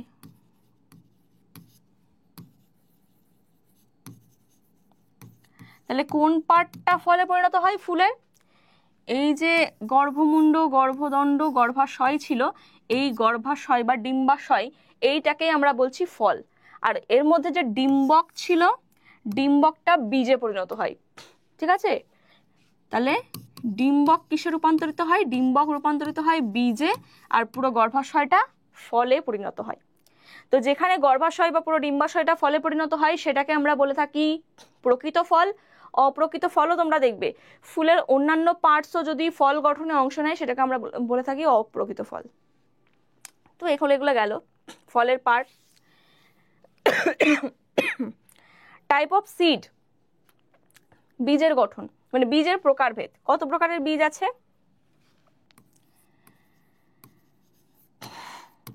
একবীজপত্রী হতে পারে বীজ, দ্বিবীজপত্রী হতে পারে, বহুবীজপত্রী হতে পারে। এটা আছে বীজপত্রের সংখ্যা অনুযায়ী। যদি একটা বীজপত্র থাকে তাহলে সেটা একবীজপত্রী, যেখানে অঙ্কুরোদ্গমের সময় একটাই বীজপত্র তৈরি হবে। দ্বিবীজপত্রীতে দুটো বীজপত্র দেখতে পাওয়া যাবে এবং বহুবীজপত্রীতে একাধিক বীজপত্র দেখতে পাওয়া যাবে। এটা গেল বীজপত্র অনুযায়ী। আর একটা যদি শস্যের উপস্থিতি অনুযায়ী করি, শস্যল বীজ রয়েছে আর অশস্যল বীজ রয়েছে। যেসব বীজের মধ্যে শস্য সঞ্চিত থাকে, যেমন ধান, গম, এগুলোকে আমরা বলবো শস্যল বীজ। আর যেসব বীজে কোনো প্রকার শস্য থাকে না সেগুলোকে আমরা বলবো অশস্যল বীজ। তাহলে এগুলো গেল বীজের প্রকারভেদ। নেক্সট তিনটে টার্ম আছে, লাস্ট তিনটে টার্ম, বেশ ইম্পর্টেন্ট টার্ম। অ্যাপোমিক্সিস, পার্থেনোকার্পি আর বহুভ্রূণতা বা পলিএমব্রায়োনি। লাস্টের দিকে এই তিনটে টার্ম কিন্তু ভীষণ ইম্পর্টেন্ট। অ্যাপোমিক্সিস আমরা কাকে বলি? আচ্ছা আগে এটা বলে দিই, এটা তোমরা প্রত্যেকে জানো। পার্থেনোকার্পি, পার্থেনোকার্পি কি জিনিস? যে নিষেক ছাড়া বীজবিহীন ফল তৈরির যে পদ্ধতি সেটাকেই আমরা বলে থাকি পার্থেনোকার্পি। এটা তোমরা প্রত্যেকেই জানো। নির্দিষ্ট হরমোন প্রয়োগের মাধ্যমে যদি আমরা বীজবিহীন ফল উৎপন্ন করি নিষেক ছাড়া, সেটাকেই বলি আমরা পার্থেনোকার্পি। তাহলে অ্যাপোমিক্সিসটা কি? অ্যাপোমিক্সিস কিন্তু আলাদা জিনিস। অ্যাপোমিক্সিস হচ্ছে নিষেক ছাড়া অযৌন জনন পদ্ধতিতে। কি পদ্ধতিতে? অযৌন জনন পদ্ধতিতে যদি একটা প্যারেন্ট থেকেই ভ্রূণ সহ বীজ উৎপাদন করা হয় তাহলে সেটাকে বলবো আমরা অ্যাপোমিক্সিস। এই অ্যাপোমিক্সিসের আন্ডারেই একটা টার্ম রয়েছে পার্থেনোজেনেসিস। এই পার্থেনোজেনেসিস আর পার্থেনোকার্পি এটা কিন্তু গোলানো যাবে না। পার্থেনোজেনেসিস হচ্ছে অ্যাপোমিক্সিস, যেখানে অযৌন জনন পদ্ধতিতে একটা প্যারেন্ট থেকে ভ্রূণ সহ বীজ উৎপাদন করা হচ্ছে, আর পার্থেনোকার্পি হচ্ছে নিষেক ছাড়া বীজবিহীন ফল তৈরি করা হচ্ছে। এই পার্থক্যটা দেখে রাখবে। আর গেল কি বহুভ্রূণতা বা পলি এমব্রায়োনি। বহুভ্রূণতা আমরা কাকে বলবো? দেখো এটা দু রকম হতে পারে। একটা হচ্ছে প্রকৃত বহুভ্রূণতা, একটা হচ্ছে মেকি বা ছদ্ম বহুভ্রূণতা। প্রকৃত বহুভ্রূণতা কাকে বলবো? যখন একটা ডিম্বকের মধ্যে একাধিক ভ্রূণস্থলী তৈরি হবে, আর এক একটা ভ্রূণস্থলী থেকে কি তৈরি হবে? এক একটা মানে উদ্ভিদ তৈরি হবে, সেখান থেকে আমরা বলছি কি, সেটাকে বলছি প্রকৃত বহুভ্রূণতা। আর মেকি বহুভ্রূণতা কাদের এটা দেখতে পাওয়া যায়? Cycas, Pinus. এক্সাম্পল গুলো পড়তে হবে। আর মেকি বা ছদ্ম বহুভ্রূণতা কি? একটা ভ্রূণস্থলী থেকেই যদি একাধিক ভ্রূণ তৈরি হয় সেটাকে আমরা বলছি কি মেকি বহুভ্রূণতা। যেমন আম, পেঁয়াজ, এগুলো তো দেখতে পাওয়া যায়। তার মানে যখন একটা ডিম্বক থেকে একাধিক ভ্রূণ তৈরি হয়, মানে একটা বীজ থেকে একাধিক ভ্রূণ তৈরি হতে, সেটাকে আমরা বলছি বহুভ্রূণতা বা পলি এমব্রায়োনি। ভীষণ ইম্পর্টেন্ট একটা টার্ম, এখান থেকেও কিন্তু কোশ্চেন তোমাদের আসতে পারে। ঠিক আছে, তাহলে এটাই গেল তোমাদের টোটাল সপুষ্পক উদ্ভিদের যৌন জনন।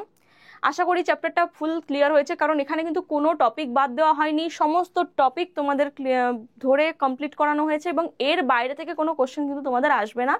এখান থেকে কমপ্লিট নোট বানিয়ে কিন্তু তোমরা পড়াটা করতে পারো। তো আশা করি তোমাদের ক্লাসটা ভালো লেগেছে। ভালো লাগলে অবশ্যই লাইক করবে, বন্ধুদের সাথে শেয়ার করবে। আর যারা এখনো এই চ্যানেলের ব্যাপারে জানে না, তোমরা বন্ধুদের সাথে কিন্তু এগুলো শেয়ার করে জানিয়ে দাও, কারণ আগামী দিনেও এই সেমিস্টারের প্রত্যেকটা ক্লাস, মানে 11-12-এর প্রত্যেকটা টপিকের ক্লাস কিন্তু তোমরা এই চ্যানেলে পেয়ে যাবে। তো আজকে এই পর্যন্তই। Thank you.